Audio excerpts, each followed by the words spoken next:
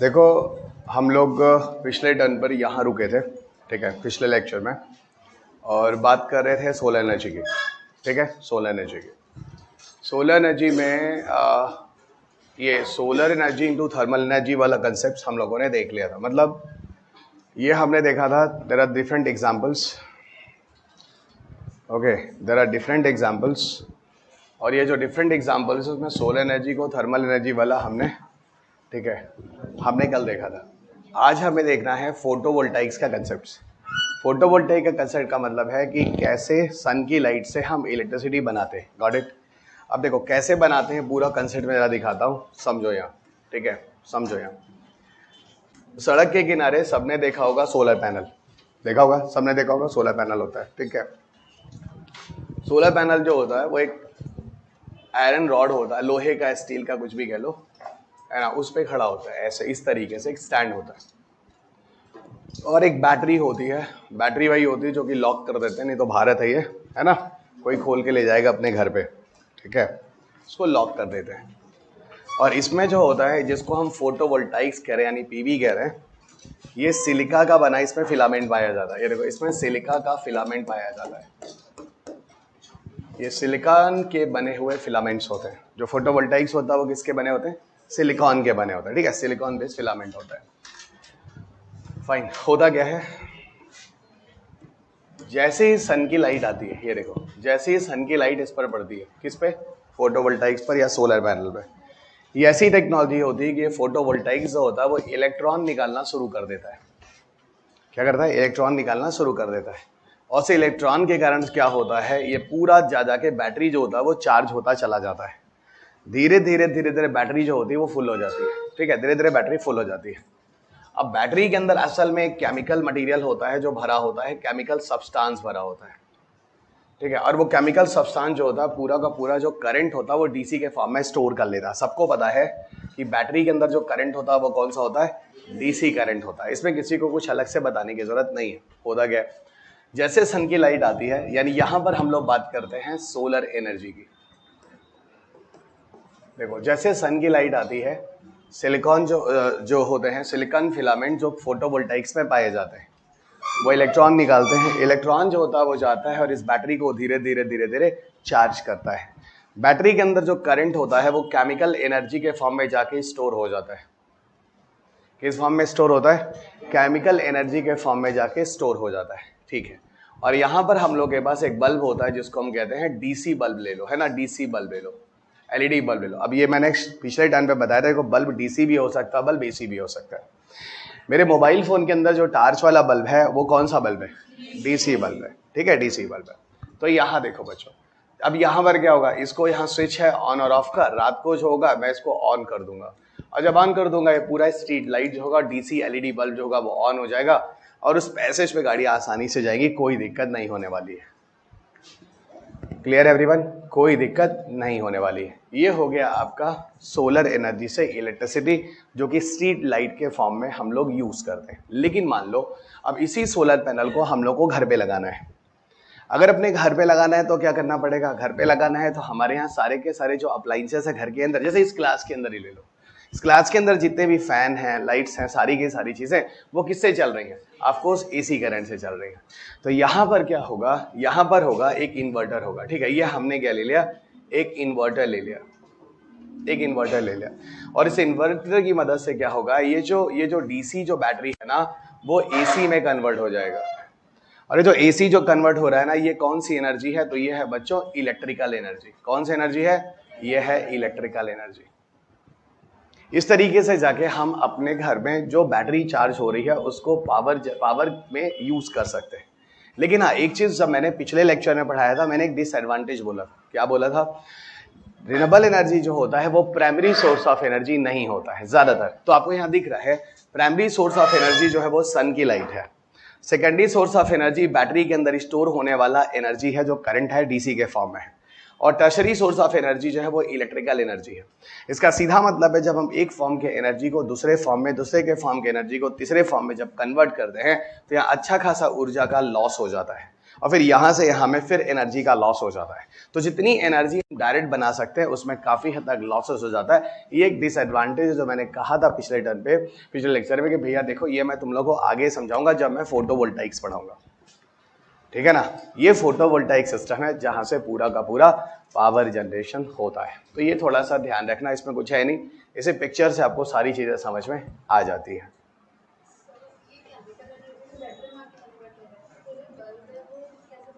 क्या डीसी जो होता है वो केमिकल के अंदर स्टोर होता है। बल्ब पहले ब्लो कैसे हो सकता है बच्चा, जब जाके बैटरी चार्ज होगा। बल्ब यहाँ 24 घंटे थोड़ी ना होगा, बल्ब हम ऑन करेंगे तब इसकी लाइट से कनेक्ट होगा, ठीक है। ये सारी चीजें। अब हम आते हैं इसी सोलर एनर्जी में, पहले बात करते हैं गवर्नमेंट इनिशिएटिव्स। हेडिंग डालो गवर्नमेंट इनिशिएटिव्स, है ना। साथ साथ फिगर विगर बनाते रहना, छूट रहा है तो फिर वीडियो पिक्चर लेते रहना, ठीक है। पिक्चर के लिए रुकने की कोई जरूरत है नहीं अलग से कि मैं आपको 10 मिनट रुकने के लिए टाइम दूं, ठीक है। पिक्चर साथ साथ बनाते रहिएगा। अब जरा सुनो, अब हम चलते हैं गवर्नमेंट इनिशिएटिव्स की तरफ। गवर्नमेंट इनिशिएटिव का मतलब होता है कि भाई सरकार कौन कौन से स्कीम्स और प्रोग्राम लेकर आती है, कहाँ, सोलर एनर्जी के लिए। इस देश में सोलर एनर्जी को बूस्ट अप करने के लिए कौन कौन से स्कीम्स और प्रोग्राम लाए गए। तो अगली हेडिंग डालो गवर्नमेंट इनिशिएटिव्स। ओके, अब गवर्नमेंट इनिशिएटिव्स में देखो क्या क्या है। अब हम लोग बात करेंगे सोलर एनर्जी से लेकर जो गवर्नमेंट इनिशिएटिव्स है वो क्या है। ओके, तो सोलर एनर्जी को लेकर गवर्नमेंट इनिशिएटिव्स है वो क्या क्या है, सुनो पहले। ऐसा है यहाँ पे गवर्नमेंट इनिशिएटिव को लेकर समझना। भारत में पहला जो प्रोग्राम आता है सोलर एनर्जी को लेकर वो 2010 में लाया जाता है, 2010 में लाया जाता है। और उस प्रोजेक्ट का नाम होता है, प्रोग्राम का, जवाहरलाल नेहरू। उसका नाम होता है Jawaharlal Nehru solar energy mission. उसका नाम है Jawaharlal Nehru solar energy mission. Got it. इसका नाम है Jawaharlal Nehru solar energy mission. ये जो प्रोजेक्ट है या प्रोग्राम है जो भारत सरकार द्वारा लाया जाता है, जिसका नाम है Jawaharlal Nehru solar energy mission, ठीक है। Jawaharlal Nehru solar energy mission. अब देखो इस मिशन के अंदर का कंसेप्ट क्या है, सीधा है। इसमें यह कहा जाता है कि बाई 2022 तक, यानी आने वाले 2022 तक, बाई 2022 तक हम क्या करने वाले हैं, 20,000 मेगावाट। 20,000 मेगावाट का मतलब होता है बच्चों 20 gigawatt power generation solar energy से जनरेट करेंगे। 1 gigawatt is equal to 1000 megawatt. 1 gigawatt कितना होता है, 1000 मेगावाट। तो 20,000 मेगावाट इज इक्वल टू कितना गीगावाट हो गया, 20 गीगावाट। तो यहाँ पर एक लक्ष्य रखा जाता है, एक टारगेट रखा जाता है, ठीक है। तो टारगेट यहाँ पे क्या रखा गया कि भाई देखो टारगेट ये है कि बाई 2022 तक आने वाले समय में 20,000 मेगावाट जो पावर जनरेशन होगा, ये you can call them as 20 gigawatt, वो सोलर एनर्जी से बनाएंगे। ये पहला टारगेट है भारत में जो सोलर एनर्जी को लेकर आता है पावर जनरेशन के लिए। अब क्या होता है, थोड़ा आगे गुजरो, जब हम पहुंचते हैं 2015 में। 2015 में भारत में एक मिनिस्ट्री है जिसका नाम है MNRE, और आई एम वेरी श्योर आप लोगों ने MNRE का नाम सुना होगा। इसका पूरा नाम है ministry of new and renewable energy. इसका नाम है ministry of new and renewable energy, ministry of new and renewable energy.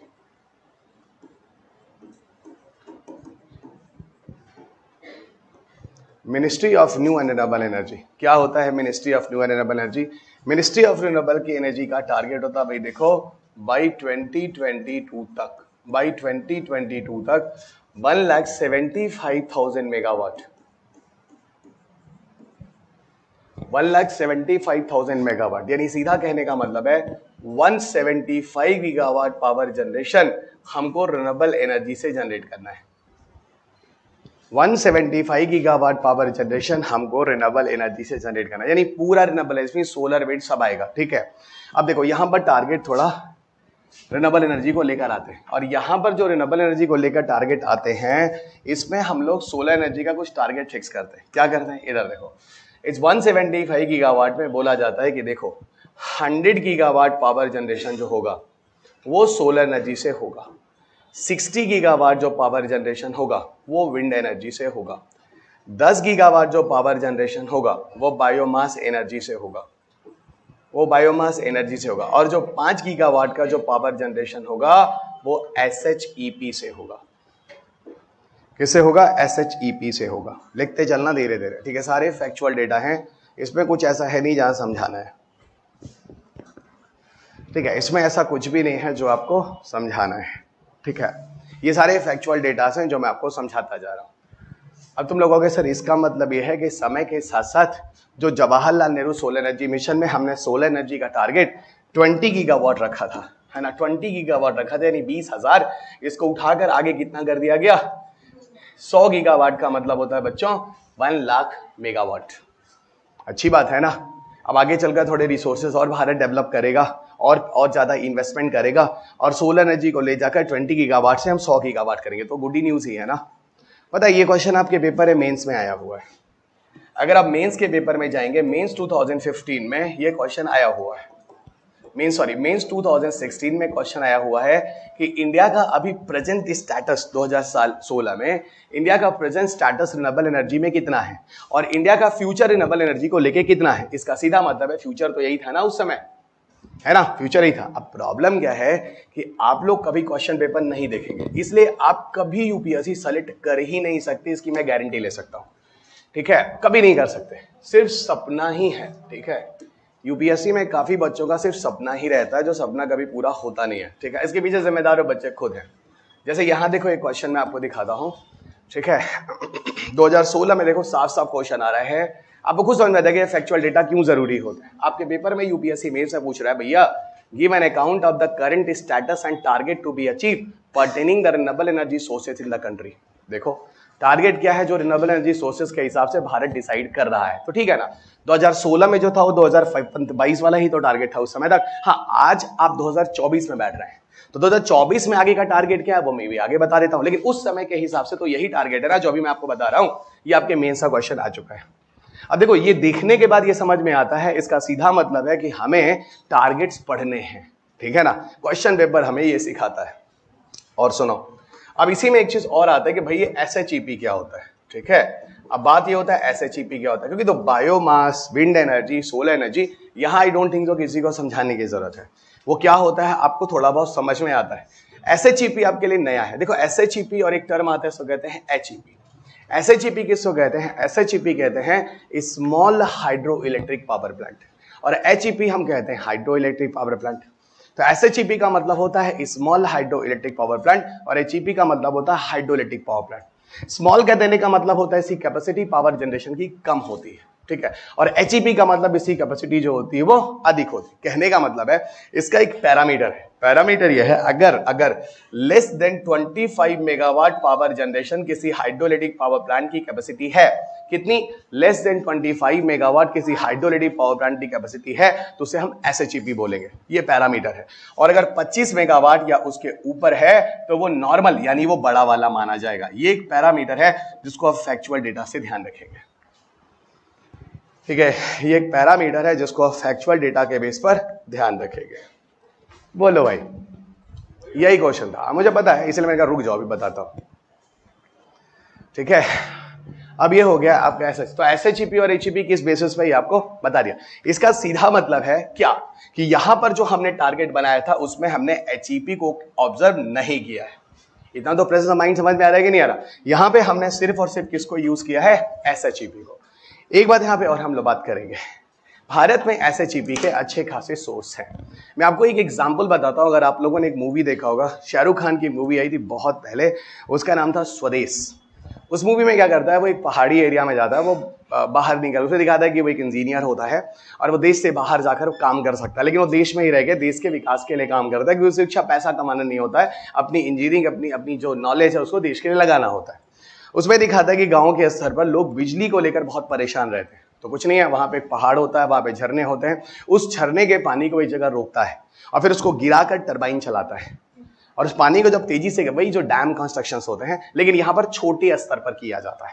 और वहीं पर एक छोटा सा SHEP करके उस मूवी में दिखाने की कोशिश की गई थी। उस तरह से छोटे छोटे स्तर में भी भारत में अच्छा खासा पोटेंशियल है पावर जनरेशन करने का। उसी को यहाँ पर 5 गीगावाट का टारगेट बनाया गया था 2022 तक MNRE के अंदर। अब आप पूछोगे सर इस स्कीम का क्या हुआ, क्योंकि आज तो हम 24 में बैठे हैं ना, एग्जाम के लिए जा रहे हैं अब आगे, तो यहां पर क्या होगा भाई, यहां पर यही बोलूंगा कि 70% ये टारगेट अचीव हो चुका है। तो सर मतलब 100% नहीं, 100% के बारे में नहीं बोला जाता है, बस अचीव हो चुका है, इतना ध्यान रखो। चलो ठीक है, तो मेरे ख्याल से आपको ये सारे टारगेट समझ में आ रहे हैं, और बीच बीच में जो आपको मैं क्वेश्चन पेपर दिखा रहा हूं इससे आपको और क्लियर हो जा रहा है कि इसमें है क्या, करना क्या है। ठीक है, चलो अब हम चलते हैं यहां पर इसके आगे के टारगेट में। आगे के टारगेट में क्या है, देखो आगे का टारगेट जो आपके एग्जाम के लिए है, क्यों, क्योंकि आप 24 में बैठे। अब 2024 में बैठकर आप क्या बोलेंगे, यही बोलेंगे कि 2021 में हमारे मोदी जी पहुंचते हैं ग्लासगो समिट में। किस जगह, ग्लासगो समिट में, ग्लासगो समिट में पहुंचते हैं। ग्लासगो समिट जो होती है वो असल में इन्वायरमेंट की एक समिट है, और ये जो इन्वायरमेंट की समिट है जो ग्लासगो में एडवर्टाइज होती है, ये यूएनएफसीसीसी की समिट है जिसका नाम है यूएनएफसीसी कोप 26, यानी कॉन्फ्रेंस ऑफ पार्टी नंबर 26। जो कंट्री यूएनएफसीसी के पार्टी मेंबर हैं उनकी एक कॉन्फ्रेंस मीटिंग होती है, फिलहाल हर साल होती है। उसकी 26वीं मीटिंग जो थी वो ग्लासगो में हुई थी, और ग्लासगो में पहुंचे थे मोदी जी, और मोदी जी ने साफ साफ कहा, देखो भाइयों बहनों, हम जो इंडिया का आगे का टारगेट बना रहे हैं, सुनो, उन्होंने ये बोला साफ साफ कि देखो ऐसा है, हम लोग 500 गीगावाट पावर जनरेशन करने जा रहे हैं। 500 गीगावाट आप समझ रहे हैं, 1 गीगावाट इज इक्वल टू 1000, ठीक है ना, समझ में आ गया। अब यहां पर 175 गीगावाट था, अब यहां पर इसको कितना बढ़ाया जा रहा है, ओवरऑल रिन्यूएबल एनर्जी कितना बढ़ाया जा रहा है, रिन्यूएबल एनर्जी को हम अब बढ़ाकर 500 गीगावाट कर रहे हैं। और ये 500 गीगावाट जो भारत को अचीव करना होगा वो 2030 तक अचीव करना होगा। अब देखो आप ऐसे जितने भी बच्चे आगे एग्जाम देने जा रहे हैं, आपका 6 अटेम्प्ट तक तो काम हो जाएगा। हाँ, अगर आप उसके अंदर नहीं निकालते हैं तब जाकर आपको अगला अपडेट करना पड़ेगा, नहीं तो इससे आपका काम हो जाएगा। अब देख लीजिएगा आप कितने दूरदर्शी हैं, ये आप पे डिपेंड करता है। ठीक है, इधर आइए। तो सर हम समझ गए आप कहना क्या चाह रहे हैं। अगला टारगेट जो है वो 2030 तक का है, कितना, 500 गीगावाट ओवरऑल रिन्यूएबल एनर्जी से। अब सुनो, इस ओवरऑल रिन्यूएबल एनर्जी में ये साफ साफ बोला गया भाई देखो 280 गीगावाट जो पावर जनरेशन होगा बच्चों वो सोलर एनर्जी से होगा, और 140 गीगावाट जो पावर जनरेशन होगा वो विंड एनर्जी से होगा। ये दो टारगेट यहां पर दिए गए हैं, बाकी वैल्यू यहां नहीं लिखा गया है, ठीक है ना। यानी कहने का मतलब है अब जो नेक्स्ट टारगेट है आपके रिसेंट अपडेट्स में, जो लास्ट अपडेट है वो यही, और मेरी आदत है कि मैं आपको अपडेट के साथ पढ़ा देता हूं। लास्ट अपडेट आज तक यही है, कुछ होगा तो आपको करंट अफेयर्स में जब 3rd रवि सर आपकी हेल्प करेंगे वहां पर आपको मिल जाएंगे, ठीक है। अभी के लिए इतना ही, लास्ट अपडेट इतना ही है। ये बताओ ये इंफॉर्मेशन समझ आया। एक चीज और मैं यहाँ पे ऐड करूंगा, सारे फैक्चुअल डेटा है जो मैं ऐड कर रहा हूं, और ये भी आपको बता दें इस फैक्चुअल डेटा पे क्वेश्चन पूछे गए हैं, ठीक है। हाँ, अब यहाँ पे एक चीज नया क्या है, यहां नया यह है कि जिस एचईपी को यहां पर नहीं लिया गया था, यहां पर हमने एचईपी को भी इंक्लूड किया है, यानी अधिक पावर वाला हाइड्रोलिक पावर प्लांट भी इंक्लूड है एसएचईपी के साथ। तो यहां पर एक चीज और आप लिख सकते हैं कि HEP also included here, hydraulic power plant को भी यहां इंक्लूड कर लिया गया है। ओके, ये है पूरा का पूरा आपका अगला टारगेट। अगर वही क्वेश्चन आपके पेपर में फिर आ जाए जो अभी मैंने आपको दिखाया, तो इस बार आपको ये लिखना पड़ेगा, ठीक है ना। जब ये 2016 में क्वेश्चन आया था उस समय ये टारगेट नहीं था, उस समय 22 का था। अब ये क्वेश्चन फिर से आ जाता है तो आपको 2030 का टारगेट लिखना होगा। चलो बच्चों, अच्छा अब मेरे ख्याल से एसएचईपी और एचईपी वाला डिफरेंस भी आपको क्लियर हो गया। यहां पर एचईपी नहीं था बड़ा वाला, यहां पर एसएचईपी के साथ एचईपी हो गया, नहीं सारा एचईपी हो गया, ठीक है, फाइन। ये हो गया लास्ट अपडेट। अच्छा, अगर हम बोल रहे हैं सोलर एनर्जी को लेके क्या ग्रोथ हो रहा है, तो सोलर एनर्जी को लेके क्या ग्रोथ है, अब ये है कि भैया 100 गीगावाट को हम कितना करने जा रहे हैं, 280 गीगावाट। इस पूरे फैक्चुअल डेटा में मैंने आपको सोलर के साथ साथ पूरा रिन्यूएबल भी दे दिया है। अगर वो रिन्यूएबल पूछता है तो रिन्यूएबल देख लेना, सोलर पूछता है तो भैया उठा के ये सोलर का ये फिर ये और फिर ये कर देना। आप समझ रहे नहीं समझ रहे, आप देख लो किस हिसाब से। फिलहाल आपके पेपर में जो क्वेश्चन पूछा था उन्होंने उसमें सोलर पूछा था, गॉट इट। सोलर पूछा था, रिन्यूएबल नहीं, रिन्यूएबल पूछा था। तब आपको ये पूरा लिखना था और अब आपको ये पूरा लिखना है।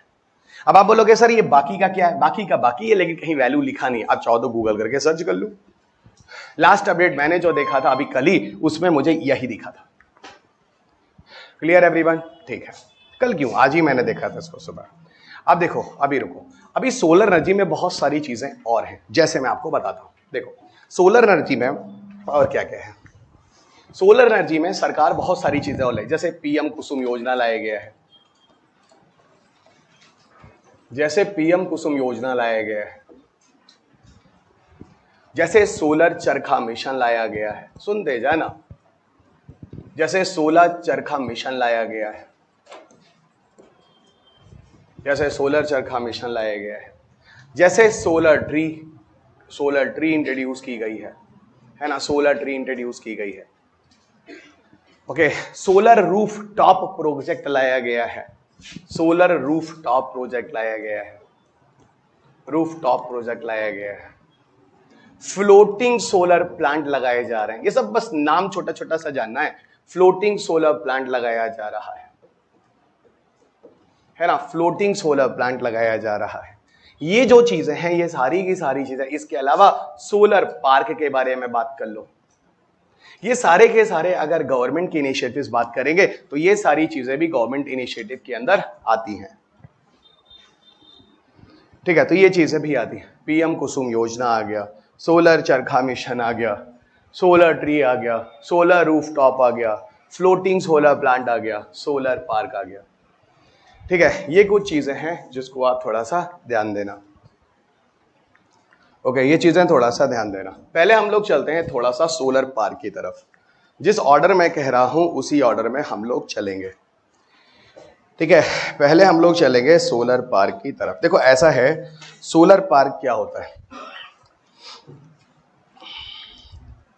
असल है भारत में बड़े एरिया में ऐसा देखा गया कि हम लोगों ने क्या किया, अच्छा खासा सोलर पैनल लगा दिया। तो अगर बड़े एरिया में सोलर पैनल लगा दिया, ठीक है, बड़े एरिया में सोलर पैनल लगा दिया, ठीक है, तो अब वहां पर बड़े लेवल पे सोलर एनर्जी जनरेट होगी। उन एरिया को हम लोग सोलर पार्क कहते हैं। जैसे अगर मैं ये पूछूं भारत में किस स्टेट में सोलर एनर्जी का अच्छा खासा पोटेंशियल है, तो आंसर बोला जाता है गुजरात और राजस्थान। उसमें नंबर 1 राजस्थान, नंबर 2 गुजरात।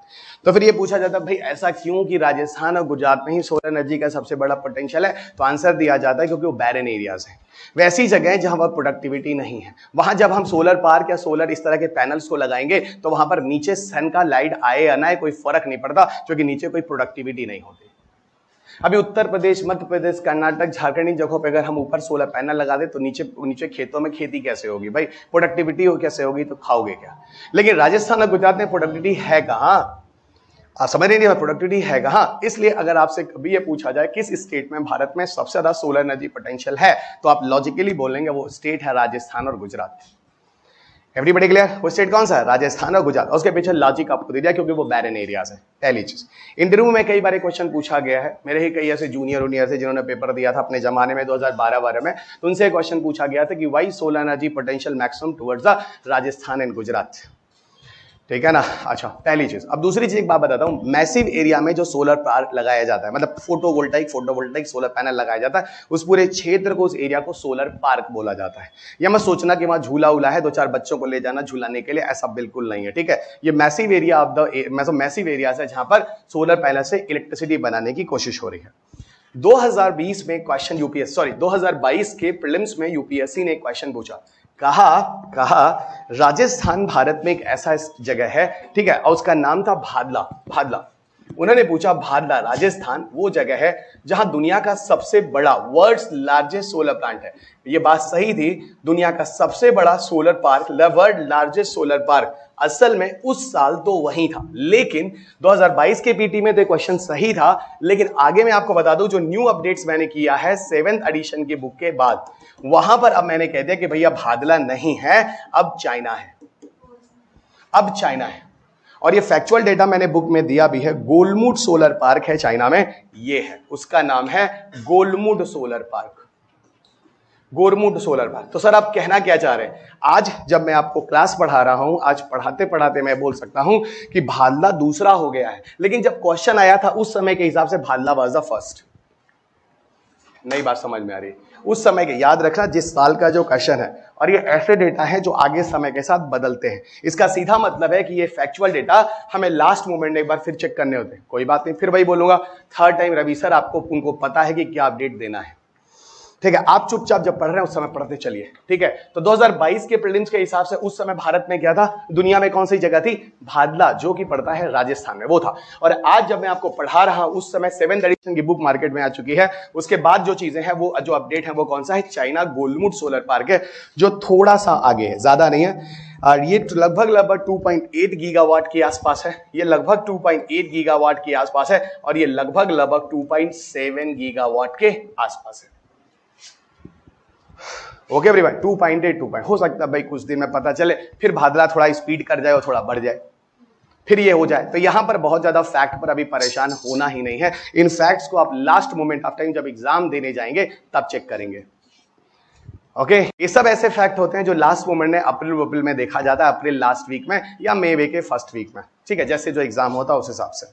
अच्छा, तो मेरे ख्याल से आई डोंट थिंक सो अब किसी को सोलर पार्क में कोई दिक्कत है।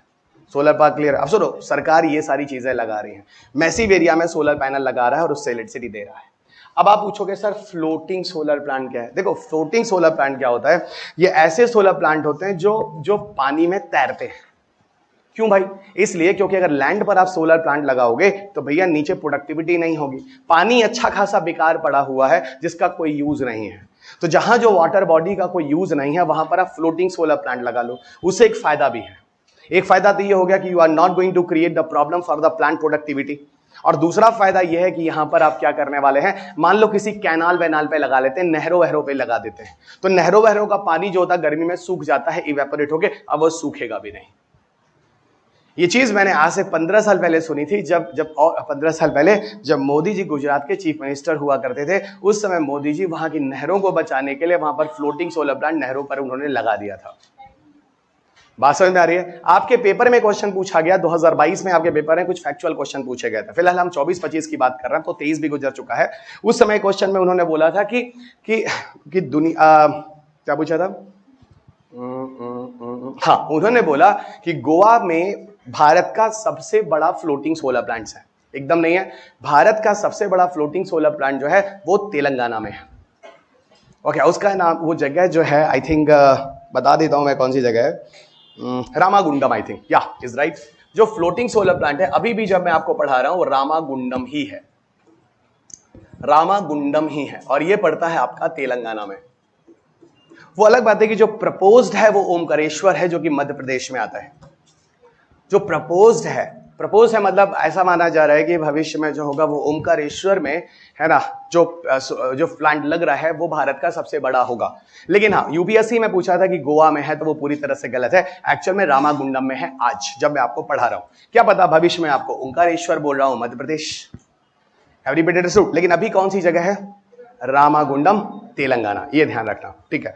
ये भी क्वेश्चन पूछा गया है। एक और क्वेश्चन आपके पेपर में वहां पूछा गया था, वो भी मैं जोड़ देता हूं। एक तो ये पूछा था, एक तो ये पूछा था, ठीक है। एक चीज और बता दूं, एक क्वेश्चन आपके पेपर में पूछा था कि दुनिया का पहला ऐसा एयरपोर्ट जो 100% पूरी तरह से सोलर पावर्ड हुआ है वो केरला में है। बिल्कुल सही है, वो कोच्चि है, कोच्चि मतलब केरला है, गॉट इट। तो भारत जो है, भारत का जो इंटरनेशनल एयरपोर्ट जो है कोच्चि, इंटरनेशनल एयरपोर्ट जो कोच्चि है, जो केरला में पड़ता है बच्चों, ये 100% सोलर पावर्ड एयरपोर्ट है। 100% सोलर पावर्ड एयरपोर्ट है। दुनिया में पहला ऐसा एयरपोर्ट जो 100% सोलर पावर प्लांट से चलने वाला है वो है कोच्चि इंटरनेशनल एयरपोर्ट, केरला, ठीक है। यूपीएससी ने तीसरा स्टेटमेंट यही पूछा था। अगर आप गलती से पेपर देखोगे तो ये सब समझ में आ जाएगा, ठीक है ना, ये सब चीजें आ जाएंगी, तो ये सब थोड़ा सा ध्यान देना, ठीक है। और ये सारे फैक्ट्स हम लोगों को हमेशा अपडेट करने होते हैं, ठीक है। फिलहाल आगे फिर मिल जाएंगे, जो भी अपडेट होगा मई में फिर आपको दे दिया जाएगा, अप्रैल में। ये बताओ ये सारे फैक्ट समझ में आए या नहीं है, ठीक है। तो दुनिया का ऐसा पहला एयरपोर्ट जो पूरी तरह से सोलर पावर्ड है उसका नाम क्या है, कोच्चि इंटरनेशनल एयरपोर्ट, जो कहां पड़ता है, केरला में, ठीक है। ये भी क्वेश्चन आ चुके हैं। अब बच्चों हम लोग चलते हैं सोलर रूफटॉप। देखो सोलर रूफटॉप कुछ नहीं है, सरकार कह रही है कि थोड़ा थोड़ा हमसे पैसा ले जाओ, सब्सिडी ले जाओ, और अपने घर की छत पर एक पर्टिकुलर यूनिट्स का सोलर प्लांट हम आपको दे दे रहे हैं, आप उसको लगाइए, अपना आराम से पैसा बनाइए और कोयले वाली सिटी को मत जलाइए, ठीक है। तो ये भी एक प्रोजेक्ट है जो सरकार की तरफ से लाया गया है। अब बात करती है पीएम कुसुम योजना क्या है, सोलर चरखा मिशन क्या है और सोलर ट्री, इन तीन पर थोड़ी सी बात करते हैं। देखो पीएम कुसुम योजना में क्या है, यहां पर सरकार यानी प्रधानमंत्री जो हमारे हैं वो इस योजना को लाते हैं, इसलिए उनका नाम लिख दिया जाता है पीएम कुसुम योजना। पीएम कुसुम योजना में क्या है, यहां पर देखो दो चीजें हैं पीएम कुसुम योजना में। एक तो यह है बच्चों, इसके अंदर सोलर वाटर पंप डिस्ट्रीब्यूट किया गया है। क्या डिस्ट्रीब्यूट किया गया है? सोलर वाटर पंप, यानी जो किसान हैं उनको एग्रीकल्चर पर्पस के लिए वाटर पंप चाहिए होता है। तो सरकार ने बोला भैया जो तुम लोग पंप चलाते हो वो इलेक्ट्रिसिटी से चलता है, हम तुमको एक ऐसा काम करते हैं, तुम लोग को सोलर वाटर पंप दे देते हैं। बहुत बढ़िया, सोलर वाटर पंप आपको दे दिया गया और सोलर वाटर पंप आपको फ्री में दिया गया। लाखों लाखों की संख्या में, इवन लाख भी नहीं बोलना चाहिए, मिलियंस की संख्या में सोलर वाटर पंप सरकार ने बांटे हैं फ्री ऑफ कॉस्ट। और एक बात बताओ, क्या सोलर वाटर पंप हमेशा 365 दिन चलते हैं? नहीं। अब ये सोलर वाटर पंप जो होगा, ठीक है, जो सोलर पैनल से बैटरी को चार्ज करके और पंप चलेगा, ठीक है ना, ये बाकी समय में जब पंप नहीं चलना है तो जो एक्स्ट्रा इलेक्ट्रिसिटी बचेगी उस इलेक्ट्रिसिटी को वहां गांव के लोग अपने घर के हाउस होल्ड पर्पस के लिए भी यूज करेंगे। अच्छा, तो मतलब बाकी जो बच गया वो हाउस होल्ड पर्पस के लिए भी यूज होगा। एग्जैक्टली, क्योंकि 365 दिन खेती में जाकर, है ना, पंप नहीं चलाया जाता है। पंप तब चलता है जब सीजन आता है और कोई पौधा वौधा लगाना होता है तब। इसका सिर्फ, क्योंकि यूपीएससी आपको यहां पे कंफ्यूज कर सकता है कि सोलर वाटर पंप जो होता है, जो सोलर वाटर पंप जो होता है वो सिर्फ उसी के लिए पीएम कुसुम योजना लाएगा। तब बोलोगे नहीं, पर्सनल हाउस होल्ड यूजेस के लिए भी लाया गया कि जब अपने घर के लोग अपना पर्सनल यूज करना है तब भी कर लें, जब एक्सेस आपका बच रहा है। Clear everyone? ठीक है। और देखो पंप वंप का क्या केस है, कुछ नहीं है, एक फोटोवोल्टाइक ले लो, पैनल ले लो, ऊपर लग गया, अब क्या होगा, अब बैटरी तुम कहीं रखो, है ना, पंप तुम कहीं रखो, बस सोलर पैनल जमीन के ऊपर रहता है, वो बैटरी को चार्ज करेगा, पंप को तुम सरफेस पे रखो, पंप को तुम जमीन के नीचे रखो, 100 फीट नीचे ले जाओ, कोई दिक्कत नहीं, वो अपना चलाएगा। बात समझ में आ रही है? ये हो गया आपका सोलर पंप का कंसेप्ट। अच्छा चलो, ये हो गया आपका पीएम कुसुम योजना। अब आप बोलोगे सर सोलर चरखा मिशन क्या है? सुनो, सोलर चरखा मिशन में ये सब सुनने वाली चीजें, सब चीजें किताब में बहुत डिटेल में लिखी है, इसलिए मैं कहता हूं पढ़ लेना। काफी लोग मेरे पास आते हैं, कहते हैं सर ऐसा किताब थोड़ी मोटी है, तो हम कहते हैं मत पढ़ो, है ना। कुछ लोग आते हैं मुझसे कहते हैं यूपीएससी बड़ा टफ है, हम कहते हैं मत तैयारी करो। और क्या बोले हम, भाई जो यूपीएससी की तैयारी करता हो पढ़ने से डरता, तो क्या बोले मत करो। हम क्यों घुमा फिरा बोले, हम तो लिखे हैं पढ़ना, पढ़ो ना पढ़ना ना पढ़ो, चलो, है ना। इसमें थोड़ा घुमा फिरा ज्यादा बात ही करना होता है, ठीक है। हमेशा बोला गया घरों में यूपीएससी की तैयारी करने वाला बहुत पढ़ता है, और आप सोच रहे हैं 50 बनने के नोट से यूपीएससी निकल जाएगा, है ना। मूर्ख बनाने के लिए यूट्यूब पर 12 घंटे में साइंस टेक खत्म, एक क्वेश्चन नहीं फंसाते हैं ये लोग। 100 बनने में साइंस टेक के क्वेश्चन कर लो, लास्ट में आता तो है आपका 765 576 पढ़ के पता का बीड़ी पढ़ के जाते हैं, एक क्वेश्चन नहीं छुपाते। इसीलिए आपकी मेरिट 40 क्वेश्चन पे आ गई है, इसीलिए। आइए, और ये आपका हालत नहीं है, पूरे भारत में विद्यार्थियों का ये हालत है, सब अमूल बेबी हैं, पका पकाए चाहिए, मेहनत करना कुछ है नहीं। आइए, अब आइए सोलर चरखा मिशन। आइए, हम तो सीधा कहते हैं यूपीएससी में तैयारी करने वाला बच्चा पढ़ने से डर रहा है, मत पढ़ो। हम तो सीधा कहते हैं मत पढ़ो, क्या घुमा फिरा बताओ। अच्छा देखो, चरखा जो है ना वो इंडस्ट्री को रिप्रेजेंट करता है। किसको रिप्रेजेंट करता है? इंडस्ट्री को रिप्रेजेंट करता है। चरखा बताता है इंडस्ट्री को। तो सर आप कहना क्या चाह रहे हैं, एक लाइन में सुन लो। जो इंडस्ट्रियल पर्पस के लिए जो इलेक्ट्रिसिटी यूज हो रही है, सरकार कह रहा है ऐसा करो, सोलर पैनल लगा के उससे बिजली बना लो ना। क्यों तुम लोग ये इलेक्ट्रिसिटी ट्रांसमिशन वायर जो घर घर में पोल खींच खींच के जो इलेक्ट्रिसिटी जा रही है, कोयले से बने उससे बना रहे हो, उसमें अच्छा खासा प्रदूषण होता है ना जब कोयला जलता है। ऐसा करो, सोलर पैनल वाला लगा के तुम लोग इंडस्ट्री चलाओ। इसी के लिए जो मिशन लाएगा उसको सोलर चरखा मिशन कर लो। क्योंकि चरखा टर्म किसको रिप्रेजेंट करता है? एक इंडस्ट्री को यहां पर रिप्रेजेंट करता है। तो इंडस्ट्रियल पर्पस के लिए सोलर एनर्जी को बूस्ट अप करने के लिए सोलर चरखा मिशन लाया गया।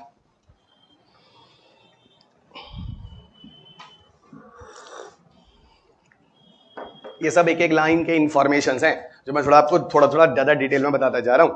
अब सुनो, सोलर ट्री क्या होता है। सोलर ट्री को इससे अच्छा कि मैं आपको दिखाई दूं, ठीक है, मैं आपको सोलर ट्री दिखा देता हूं।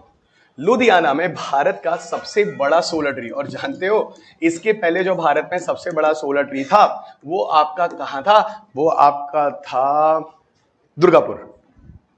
ओह, तो सर एक साल के अंदर जो दुर्गापुर है वो लुधियाना हो गया। एग्जैक्टली, कोई बात नहीं, लास्ट मोमेंट ऑफ टाइम में फिर चेक कर लेंगे। क्या पता लुधियाना की जगह हमारा इंदौर हो जाए, है कि नहीं, या हो सकता है कोलकाता हो जाए। हम तो अभी हवा में कुछ बोल रहे हैं, ठीक है ना। चलिएगा, तो कोई बात नहीं, इंटरनेट नहीं यूज हो रहा है तो आपकी किस्मत, ठीक है ना, हम इसमें थोड़ी नहीं मेहनत करने जाएंगे, ये सब डेस्टिनी है भाई, आपका इंटरनेट यूज हो रहा है कि नहीं हो रहा है, ठीक है। देख लेते हैं, एक कोशिश हम अपने मोबाइल फ़ोन से कर लेते हैं, क्योंकि मेरे मोबाइल फ़ोन से ये जुड़ा हुआ है। आ जाओ आ जाओ आ जाओ, आ जाएगा आ जाएगा, अपने आप आ जाएगा, आ जाओ भाई, 1 मिनट आ जाएगा। हाँ, कहाँ है कहाँ है कहाँ है कहाँ है, आ जाना चाहिए, आ जाना, आ गया, चलो। अब देखो यहाँ पे मैं थोड़ा सा सोलर ट्री दिखाता हूँ, चलो भाई, सोलर ट्री देखो, यहाँ पे जो सोलर ट्री है ना, दुर्गापुर वाला अब नहीं रह गया है, ठीक है। और सबसे बड़ी बात यह है कि जो मैं आपको सोलर ट्री दिखाने जा रहा हूं, ठीक है, वो गिनीज बुक ऑफ रिकॉर्ड भी है, गॉट इट, वो गिनीज बुक ऑफ रिकॉर्ड भी है। मैं आपको ओरिजिनल ही सोलर ट्री दिखाना चाह रहा हूं।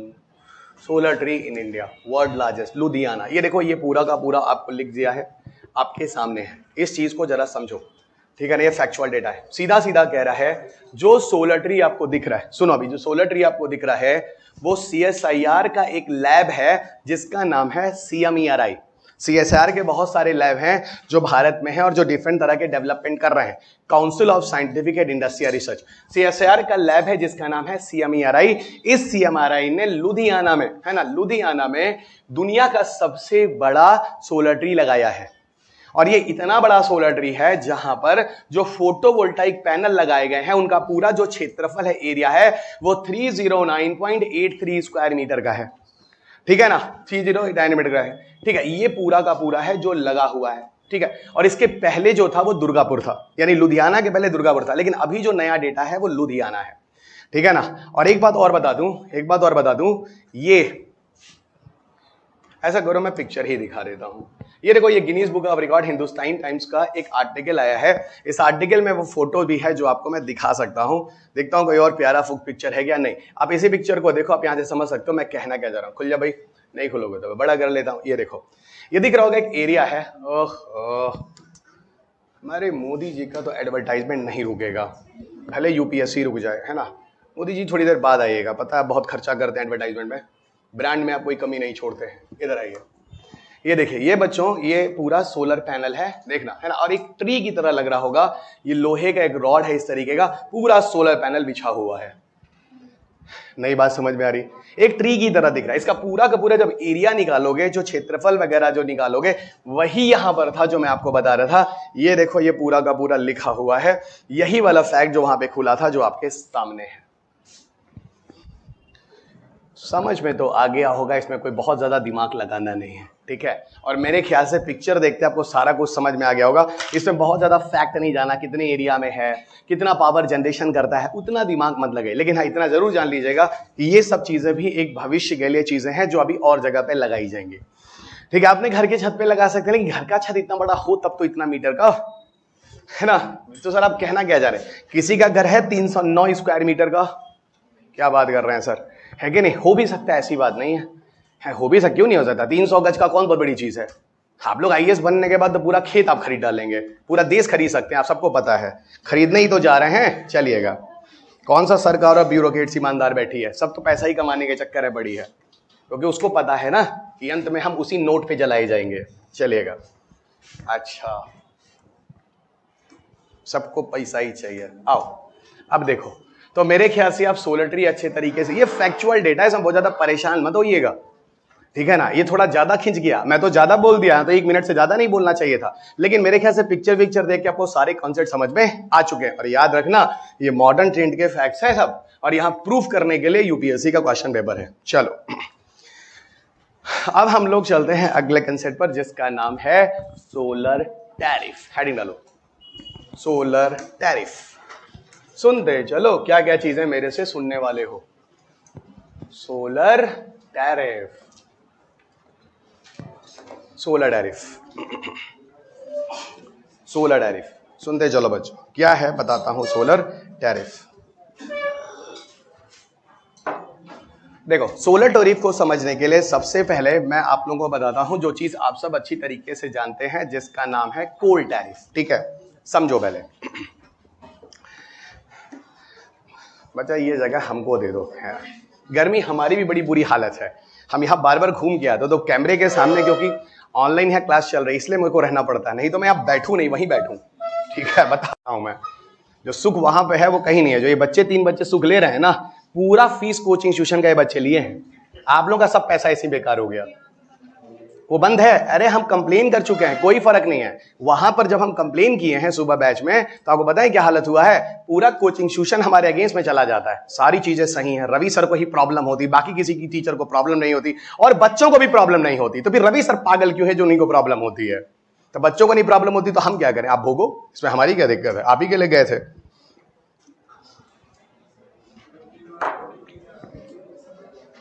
हमको क्या पता, फीस आप दिए हम दिए। इधर आइए, चलिए। हाँ, तुम बैठ गई हमारी जगह, बहुत बढ़िया। चलो अब देखो बच्चों, सोलर टैरिफ क्या है। अब क्या बोले हम बोल के हम झूठ बन गए कि क्लास में एसी नहीं चलता है। एक बार से 40 लोग मैसेज कर दिए, एकदम चल रहा है, दे दनादन चल रहा है। अब बताओ, झूठ को इतनी बार परोसो कि सच हो जाता है। प्रूफ यहीं से दिख रहा है आपको। 40 लोग मैसेज कर दे तो लग जाएगा एक बंदा जो बोल रहा है सत्य वो झूठ बोल रहा है। यही तो देश में हो रहा है। झूठ को इतने बार परासो लोगों के सामने सच दिखने लगता है। यही है पूरा सिस्टम। चलिएगा, बैठे रहिए, आप लोगों को क्या फर्क पड़ता है। अब भाई आप अगर 40 लोग भेज दीजिए तो बवाल मच जाए। अगर आप 40 लोग मैसेज भेजिए तो बवाल मच जाए, लेकिन आप भेजेंगे नहीं ना। चलिए इधर आइए, यही तो प्रॉब्लम है। चलिए छोड़िए, हमको क्या, हम विद्रोह कराने थोड़ी ना। इधर आओ, है ना। सोलर टैरिफ सुनो। पहले हम लोग थोड़ा कोल टैरिफ के बारे में बात कर लेते हैं। सुनो बच्चों, कोल टैरिफ क्या होता है? सुनो, कोल टैरिफ क्या होता है? कोल टैरिफ क्या होता है समझो। कोल टैरिफ के केस में क्या होता है समझो। असल में हम लोग के पापा लोग जो इलेक्ट्रिसिटी बिल देते हैं, उस इलेक्ट्रिसिटी बिल में क्या है? Coal based power generation per unit rate है वो, जिसका आप मान लो 10 रुपए पर यूनिट आपके पिताजी इलेक्ट्रिसिटी बिल देते हैं, वो समझ लो कोल टैरिफ है, क्योंकि वो इलेक्ट्रिसिटी कोयले से बनी है ना। तो एक लाइन में लिखने में क्या जाता है? Coal based power generation per unit rate, है ना। Coal based power generation per unit rate is called coal tariff. ठीक है, coal based power generation per unit rate is the coal tariff. यानी कोयले की पर यूनिट से समझ लो जो इलेक्ट्रिसिटी जनरेशन हो रही है उसका जो रेट वेट डिसाइड होता है उसको हम लोग कोल टैरिफ कहते हैं। यहाँ पे कोयले की खाने वाने जो होती है ना, जो लोग निकालते हैं वो लोग भी इन चीजों को डिसाइड करते हैं, इनकी वैल्यू कितनी होती है। अच्छा, जनरली भारत में इन सब चीजों के काम करने के लिए एक मिनिस्ट्री है जिसका नाम है मिनिस्ट्री ऑफ कोल। ठीक है ना, वो सब चीजें मैनेज करता है। अगर इसी कोल की जगह हम इसको सोलर कर दें, तो अगर हम सोलर टैरिफ कर दें तो सर कुछ नहीं, है ना। जो आपने बोला कोयले के बेस पे जो पावर जनरेशन हो रहा है उसका पर यूनिट रेट, कुछ नहीं। सोलर एनर्जी के बेस पे जो पावर जनरेशन हो रहा है उसका पर यूनिट रेट। ओ, तो solar energy base power generation per unit rate is called solar tariff. बिल्कुल यही जानना है। तो जो आपने कोल लिखा है उसी जगह पे लिख दो सोलर एनर्जी से पर यूनिट जो रेट है, सोलर एनर्जी से जो इलेक्ट्रिसिटी जनरेट हो रही है उसी को हम सोलर टैरिफ कहते हैं। सिर्फ कोल को ऊपर वाली जगह पे सोलर करके बाद में कोल टैरिफ को सोलर टैरिफ कर दो, इतना ही करना है। ठीक है, तो मैंने आपको कोल टैरिफ और सोलर टैरिफ बता दिया। ठीक है, बता दिया। अब सुनो, ठीक है, अब यहां पे हम लोग बात करते हैं आगे की। बात ये करनी है कि भाई सोलर टैरिफ जो है वो कोल टैरिफ से सस्ता क्यों है। मतलब अगर कोई हमको ऑप्शन दे कि रवि सर ये बताओ आप सोलर एनर्जी वाला इलेक्ट्रिसिटी लेंगे या कोयला वाला, हम कहेंगे प्रभु हम तो सोलर वाला लेंगे। क्यों? क्योंकि सोलर वाला 3 रुपए चल रहा है। आप कोयला वाला लो तो 10 रुपए चल रहा है, हमारा तो 7 रुपए पर यूनिट में बच जाएगा। ठीक है, अब आप भी सोच रहे हो सर हम भी वही लेंगे। सुनो, अभी हम वो सारी चीजें लिए चलते हैं। पहले बात करेंगे कि सोलर टैरिफ जो होता है वो कोल टैरिफ से सस्ता क्यों है। अच्छा, आपको पता है आपके पेपर में सोलर टैरिफ पे क्वेश्चन पूछा गया। उन्होंने कहा कि इंडिया में जो सोलर टैरिफ डिसाइड करता है वो SECI करता है। SECI का मतलब होता है solar energy corporation of India. Solar energy corporation of India, है ना। ये फर्म है जो भारत में सोलर टैरिफ को डिसाइड करता है। तो इंडिया में सोलर टैरिफ डिसाइड कौन करता है? Solar energy corporation of India. इसको डिसाइड करता है solar energy corporation of India, SECI करता है। ठीक है, लेकिन सुनो एक बात बताऊं, UPSC के हिसाब से SECI नहीं MNRE कुछ इंडस्ट्री के साथ मिलकर डिसाइड करता है कि भैया सोलर टैरिफ की वैल्यू भारत में क्या होगी।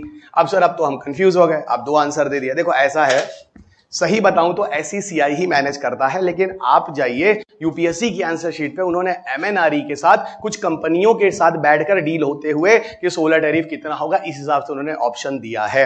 तो यूपीएससी के हिसाब से मेरे ख्याल से आंसर उन्होंने ये दिया है।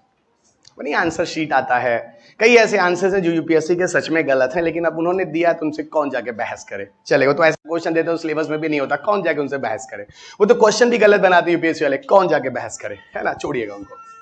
इससे अच्छा हम लोग जो है अपनी किस्मत को मान के आगे बढ़ लेते हैं। चलिए हम लोग क्या करेंगे, हम लोग भाई फिर यही मारेंगे उसके हिसाब से SECI गलत है, उसके हिसाब से यही हम दोनों चीजें साफ साफ क्लियर कर देते हैं। एज अ टीचर है तुमको बता देना चाहिए ना। चलिए अब जैसे एक बार क्वेश्चन है मध्य प्रदेश PCS में कि भाई ये बताओ LPG में कौन सी गैस जलती है। उन्होंने क्या किया खुराफात, भैया प्रोपेन A ऑप्शन बना दिया और ब्यूटेन B ऑप्शन बना दिया। अब हम क्या करें, हम तो तुम लोग LPG में प्रोपेन और ब्यूटेन दोनों पढ़ाए थे, अब वहां पे बच्चे ब्लंडर कर गए। अब किसी ने प्रभु का नाम लेके जो पेन था वो जय माता दी करके गिर गया प्रोपेन पे, किसी का गिर गया जय माता दी ब्यूटेन पे। अब इसमें हम क्या कर सकते हैं, होता तो दोनों यूज है।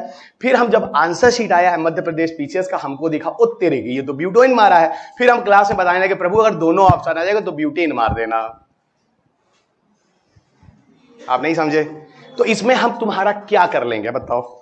अगर आपका एग्जामिनर ऐसे ही है, इतना इंटेलिजेंट एग्जामिनर है, इतना इंटेलिजेंट क्वेश्चन बनाएगा, तो उस केस में हम क्या कर लेंगे। ठीक है, हम तो फिर ऊपर वाले का नाम रखेंगे, भगवान हमारी डेस्टिनी तुम खराब करके लाए थे, हम आगे बढ़ लेते हैं। हमको नहीं पता था कि हमारे बच्चों को सब कुछ बताने के बाद भी इस लेवल पर गलत क्वेश्चन बनाकर गलत आंसर दे दोगे, जबकि आंसर प्रोपेन ब्यूटेन दोनों सही था। ठीक है ना, जो बच्चा लॉजिकल हो तो समझ रहा है क्वेश्चन गलत बना, लेकिन उससे जाके MPPSC से बहस कौन करे, अटेम्प्ट तो आपका गया। चलिएगा देखो 20 साल का अनुभव है जिसका आप मजा ले रहे हैं, और यहां कुछ नहीं। आप ये पहली बात तो एक बात हम आपको पहले बता दें, आप ये मत सोचेगा बहुत इंटेलिजेंट टीचर से पढ़ रहे हैं ना। यूपीएससी में फालतू फालतू तो क्वेश्चन आता है, इस फालतू फालतू क्वेश्चन के लिए इंटेलिजेंट टीचर चाहिए ही नहीं, बस होशियार टीचर चाहिए। साफ साफ बता रहा हूं, सिर्फ होशियार टीचर चाहिए। आप लोग इस एग्जाम को बहुत टफ मान के चले, बहुत इंटेलिजेंट चाहिए, भाई फालतू फालतू क्वेश्चन आ रहा है, ऐसा कोई लेवल नहीं है। चलिए प्रॉब्लम यह है कि आपका वो फालतू वाला भी लेवल नहीं है ना, दिक्कत यह है एक्चुअल में। चलिएगा, और इस सब्जेक्ट का मारा है सबने गुड़ गोबर करके रख दिया है। करंट अफेयर्स पढ़ लो, करंट कौन पढ़ाएगा सोलर टैरिफ तुमको। 2018 के पीटी का क्वेश्चन कौन पढ़ाएगा, कोई नहीं पढ़ाएगा सर, भगवान भरोसे जाते हैं साइंस टेक। आइए हम ही हैं जो इतनी हिम्मत करके साइंस टेक में रिस्क लेते हैं। चलो भाई, अच्छा अब सुनो, अब देखो सोलर टैरिफ के हेडिंग ये डाले हो, why solar tariff is cheaper than coal tariff, यही पढ़ा है ना हेडिंग, नहीं पढ़ा है तो लिख लेना, सोलर टैरिफ कोल टैरिफ से सस्ता क्यों है ना, why solar tariff is cheaper than coal tariff. अब चलो यहां पे एक हम लोग बात करेंगे एट नेशनल लेवल। अच्छा तो मतलब नेशनल लेवल पे क्या हो रहा है, देखते हैं भाई राष्ट्रीय स्तर पे क्या हो रहा है। जब राष्ट्रीय स्तर नेशनल देख लेंगे जब चलेंगे भाई एट इंटरनेशनल लेवल पे क्या हो रहा है, फिर बात करेंगे इंटरनेशनल लेवल पे क्या हो रहा है। ओके, फिर बात करेंगे इंटरनेशनल लेवल पे क्या हो रहा है। देखो तो एक नेशनल लेवल पे क्या हो रहा है और दूसरा इंटरनेशनल लेवल पे क्या हो रहा है। पहले नेशनल लेवल पे बात कर लेते हैं। पहला देखो सबसे बड़ी चीज क्या है कि भारत सरकार सोलर टैरिफ को लेके सब्सिडी वगैरह दे रही है। क्या दे रही है, सब्सिडी वगैरह दे रही है। और सुनो, भारत सरकार छोड़ो, राज्य सरकारें देती हैं, स्टेट गवर्नमेंट। सबसे ज्यादा सब्सिडी और फायदा हमारे गुजराती भाइयों को हो रहा है, खूब जमकर सब्सिडी मिलती है उन लोगों को। ठीक है, एक आध बार तो मेरे बैच में 2-4 गुजराती भाई लोग बैठे होते हैं दिल्ली में, तो बताते भी हैं गुरुजी सबसे ज्यादा मिल रहा है, 1.5 लाख 2-2 लाख रुपए में पूरा घर संभाल दे रहा है हम लोगों का। हम क्या एकदम गुजराती पे बोलते भी हैं, सब लैंग्वेज में एकदम, है ना। चलिए सबसे ज्यादा तो हरियाणा वाले दोस्त बोलते हैं, ऐसा बोलते चुभ जाता है, बाद में लगता है अच्छा ये उनका टोन ही है। लैंग्वेज होता है ना, टोन ही है, सो टोन होता है, लगता है मारने जा रहे हैं सब हमको, है ना। फिर बाद में नहीं, प्यार में भी सब ऐसे ही बोलते हैं, उनके प्यार ही वाला लैंग्वेज है। चलिएगा, है ना। आप लोग क्या तो कोई लैंग्वेज ही नहीं है, सूखा सूखा बोलते हैं एकदम, मतलब हल्का हल्का। ही है, एक तो सब्सिडी हो गया, दूसरा एक एजेंसी है, सुनते एकदम, है ना, एकदम एक एजेंसी है बच्चों, देख लो हमारी वाला, देख लो, है ना, अभी सब भीग जाएगा एकदम, है ना। लेकिन हम कंप्लेन नहीं करेंगे ना, क्योंकि हमारा कंप्लेन 40 लोग भेज देंगे मैसेज, रवि सर तो पागल आदमी है, उनको तो ऐसे ही गर्मी लगती है। ठीक है, और 1 मिनट में हम गलत हो, अब हम बोलेंगे भी नहीं, जाओ चक्कर वक्कर खा के गिरेंगे तो हमको और अच्छा है, 4 दिन छुट्टी मिल जाएगी, फिर पढ़वा लो हमसे, आओ। पढ़वा लो। हाँ, तबीयत खराब है, कैसे पढ़वाओगे, ला ही नहीं सकते। आओ इधर आओ, हम भी वेटे कर रहे हैं, आओ इधर आओ। 4 दिन छुट्टी मिले है कि नहीं, हालत तो हमारी भी खराब है। एमएनआरई सबको पता है, ministry of new and renewable. Bharat का मेन लीडिंग मिनिस्ट्री है ये रिन्यूएबल एनर्जी सेक्टर को संभालने वाला, ठीक है। ये एमएनआरई क्या है, इस एमएनआरई के अंदर एक एजेंसी सेटअप की गई है बच्चा, जिस पर यूपीएससी ने क्वेश्चन भी पूछा है आज से 10 साल पहले के आसपास वाले पेपर में। इरिडा का पूरा नाम है इंडियन रिन्यूएबल एनर्जी। क्या बात है, बहुत इंटेलिजेंट बच्चे बैठे हैं भाई। डेवलपमेंट एजेंसी, बहुत बढ़िया, वेरी इंटेलिजेंट स्टूडेंट है ना। Indian renewable energy development agency, ये नाम है इरिडा का। यह है इरिडा का पूरा नाम, Indian renewable energy development agency, ठीक है। ये इरिडा असल में क्या है, इरिडा जो है एमएनआरई के अंदर जो सेटअप किया गया है, ये नॉन बैंकिंग कंपनी समझो इसको, एक तरह से नॉन बैंकिंग कंपनी है, ठीक है। और ये भारत में स्पेशली रिन्यूएबल एनर्जी सेक्टर को प्रमोट करने के लिए काम करती है। और क्यों ना हो भाई, इधर देखो रिन्यूएबल एनर्जी करके मिनिस्ट्री के अंदर आया है, तो पूरा पर्पस भारत में इसका क्या होगा, रिन्यूएबल एनर्जी को प्रमोट करना। लॉजिक समझ में आ रहा है। तो इरिडा जो है एक्चुअल में ये एक नॉन बैंकिंग कंपनी है जो भारत में सेटअप किया गया है, और जो किस मिनिस्ट्री के अंदर आज काम करता है, ministry of new and renewable energy. अब सुनो अब बात ये होती है इरिडा कैसे काम करेगा। इरिडा 2 तरीके से रिन्यूएबल एनर्जी को प्रमोट करने की कोशिश भारत में कर रहा है। कैसे कर रहा है भाई, इधर देखो, है बहुत बढ़िया है ना। ये क्या कर रहा है, ये भारत में रिन्यूएबल एनर्जी को लेकर अगर किसी को सॉफ्ट टर्म लोन चाहिए 1%, 2% या फोकट में, है ना, बिना इंटरेस्ट के, तो ये आपकी मदद करेगा, आपको सॉफ्ट टर्म्स लोन देगा, डिफरेंट फ्लेक्सिबिलिटी ऑप्शंस में, कोई फिक्स रेट नहीं है। और दूसरा क्या करेगा ये, है ना, दूसरा क्या करेगा, ये एफिशिएंसी को बढ़ाने की कोशिश करेगा। यानी कहने का मतलब है, it will also help us to enhance the efficiency of solar energy, है ना। It will try to enhance the efficiency of solar energy, it will try to enhance the efficiency of solar energy. यानी कहने का मतलब है, solar energy क्यों, renewable energy बोलते हैं ना, ये रिन्यूएबल एनर्जी को लेकर, तो ठीक है, उसी रिन्यूएबल एनर्जी में सोलर एनर्जी भी काम कर जाएगा। तो सर आप ये कह रहे हैं रिसर्च और डेवलपमेंट कर नई नई टेक्नोलॉजी को डेवलप करने का काम भी करेगा। एग्जैक्टली बात समझ में आ रही है। रिन्यूएबल एनर्जी में और ज्यादा काम करेगा, रिसर्च करेगा, जैसे और ज्यादा कैपेसिटी का पावर जनरेशन हम भारत में कर पाएंगे। अच्छा, तो नेशनल लेवल पे आपको मिला, सरकारें जो है सब्सिडी दे रही हैं। दूसरा, आपको इरिडा जैसे फर्म है जो एमएनआरई के अंदर काम कर रहे हैं, जो क्या कर रहे हैं, रिन्यूएबल एनर्जी को प्रमोट कर रहे हैं। और तीसरे लेवल पे जो काम है वो और मजेदार है। तीसरे लेवल पे जो काम है उसका नाम है नेट मीटरिंग। और सुनो, नेट मीटरिंग भी यूपीएससी प्रीलिम्स 2016 में क्वेश्चन पूछ दिया, हवा ही नहीं लगा लोगों को, ठीक है। मेरे सब्जेक्ट में ज्यादातर लोगों को हवा नहीं लगता है, तो जब नहीं लगता तो कह देते हैं करंट अफेयर्स होगा। ये एक ब्रह्मास्त्र हर किसी के पास है। 15 में से 15 क्वेश्चन नहीं मिला, सब करंट अफेयर्स का था। जब भी करंट अफेयर्स पढ़े थे फिर भी नहीं मिला, फिर भी करंट अफेयर्स था। एक अलग ही टाइम चल रहा है, कभी हमारी किस्मत ने साथ दिया ही नहीं। इतिहास भूगोल सब्जेक्ट होता, बाबर दोबारा आना नहीं था, एक बार पढ़ा दो, पानीपत हो गया, जिंदगी भर पढ़ाते रहो, पूरी जिंदगी बीत जाएगी। साइंस टेक में हमको पता ही नहीं अगला क्या बदलने वाला है। इतिहास में फिर इतिहास बदलेगा क्या? हाँ बदलेगा, मोदी जी जैसे लोग आएंगे, फिर 50 साल बाद फिर कोई मोदी जी जैसे लोग आएंगे, कभी कोई गांधी की जगह सावरकर रखेगा, फिर आगे 50 साल बाद सावरकर कहेगा, फिर गांधी कर देगा। नहीं समझे आप? इतिहास लेकिन बदलने में बहुत टाइम लगेगा। साइंस एंड टेक अभी रात तक जाते थे, पता नहीं क्या बदल जाएगा, न्यूज में क्या आ जाएगा कि भारत का चंद्रयान 3 फिर से काम करना शुरू कर दिया है कि नहीं। 22 सितंबर खत्म हो गया, लेकिन वो चंद्रयान 3 जो था फिर से कोई सिग्नल नहीं आया, है कि नहीं। अचानक पता चला, शाम को गए और रात में न्यूज आया, वाह, है कि नहीं, चंद्रयान 3 ने फिर काम करना शुरू कर दिया। कुछ भी हो सकता है ना। अभी सुनने में आया है कि बन्नू करके एक एस्टेरॉइड्स है जो भारत में जो पूरी दुनिया में 2136-46 के आसपास आके टकराएगा। तो इसका मतलब यह है कि हम लोग 2136 तक जी सकते हैं आराम से। नहीं समझ में आया? मतलब अगर अभी मान लो 2024-25 चल रहा है, मान लो ऐसे, है ना, यूपीएससी का एग्जाम है, तो ये मान लो हम लोग 2135 या 46 ऐसे कुछ है लगभग, चलो 2125-50 मान लेते हैं। तो मतलब सर बन्नू करके एक एस्टेरॉइड है जो धीरे धीरे ऐसे घूम रहा है, एक एस्टेरॉइड है जो हमारे पृथ्वी से टकराएगा। और ऐसा मान रहे हैं जब ये टकराएगा तो 10 गुना 10 टाइम्स के बराबर एनर्जी के बराबर एटम बम के बराबर एनर्जी निकलेगी, E=mc²। तो मतलब 10 एटम बम फटने वाला है। और फिर उस जगह पे ये लिखा गया है घबराने की बात नहीं है। तो फिर बात ये हो गई घबराने की बात क्यों नहीं है? इसीलिए नहीं है क्योंकि हम लोग हैं ही नहीं। कौन इतना आशावादी है कि 170 साल अभी और जिएगा इस क्लास में बैठा हुआ? इसलिए घबराने की बिल्कुल बात नहीं है। वो उस समय के लोग देखेंगे 170 साल बाद क्या किया जाएगा। लेकिन मैथमेटिक्स कैलकुलेशंस के बेसिस पर ये सारे डेटा आ गए हैं। जिस हिसाब से वो घूम रहा है और धीरे धीरे अपनी जगह से हट रहा है, उस हिसाब से 2150 के आसपास समय लगेगा। समझ आ गई बात? ठीक है, घबराइए नहीं। जैसे नहीं 2050 में हमारा देश होगा वो विकसित कंट्री हो जाएगा, डेवलप कंट्री। मोदी जी ने विजन बोला है। ये बताओ कौन होगा 2050 में देश पे देखने के लिए? 50% जनता तो ऊपर होगी। आप लोग रहेंगे ना, आप लोग रहेंगे।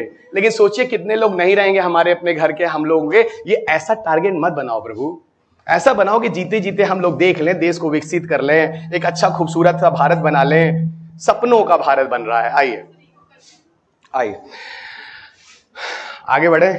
सब देखिए ऐसा है, सब आपको सपना ही दिखा रहे हैं और सब सपना ही बेच रहे हैं। चाहे आपके प्रधानमंत्री हो, चाहे आपके एक्सपेक्टेड प्रधानमंत्री हो, जो कोशिश कर रहे हैं भारत जोड़ो के चक्कर में अपनी पार्टी नहीं जोड़ पाए हैं, है कि नहीं? समझ आ रही बात क्या? कमाल का चल रहा है। सब सपना दिखा रहे हैं। और चाहे कोचिंग इंडस्ट्री हो, ये भी सपने दिखा रही है। अगर ये लोग सपना ना दिखावे, एक बच्चा 1.5 लाख रुपया एडमिशन ना ले। लिटरली बता रहा हूं, सब सपना दिख रहा है। क्या हो गया? सपना है बच्चा, सब सपना देखो, सब सपना देखो। इधर आओ, अब आ जाओ नेट मीटरिंग में। नेट मीटरिंग बड़े कमाल की चीज है। नेट मीटरिंग में है क्या? नेट मीटरिंग में सरकार ने ये प्रोजेक्ट लाया। वैसे ये 2015 में नेट मीटरिंग का कांसेप्ट आया था और 2016 में उस साल का ये करंट अफेयर्स लिटरली था। उस समय ये स्कीम्स आई थी।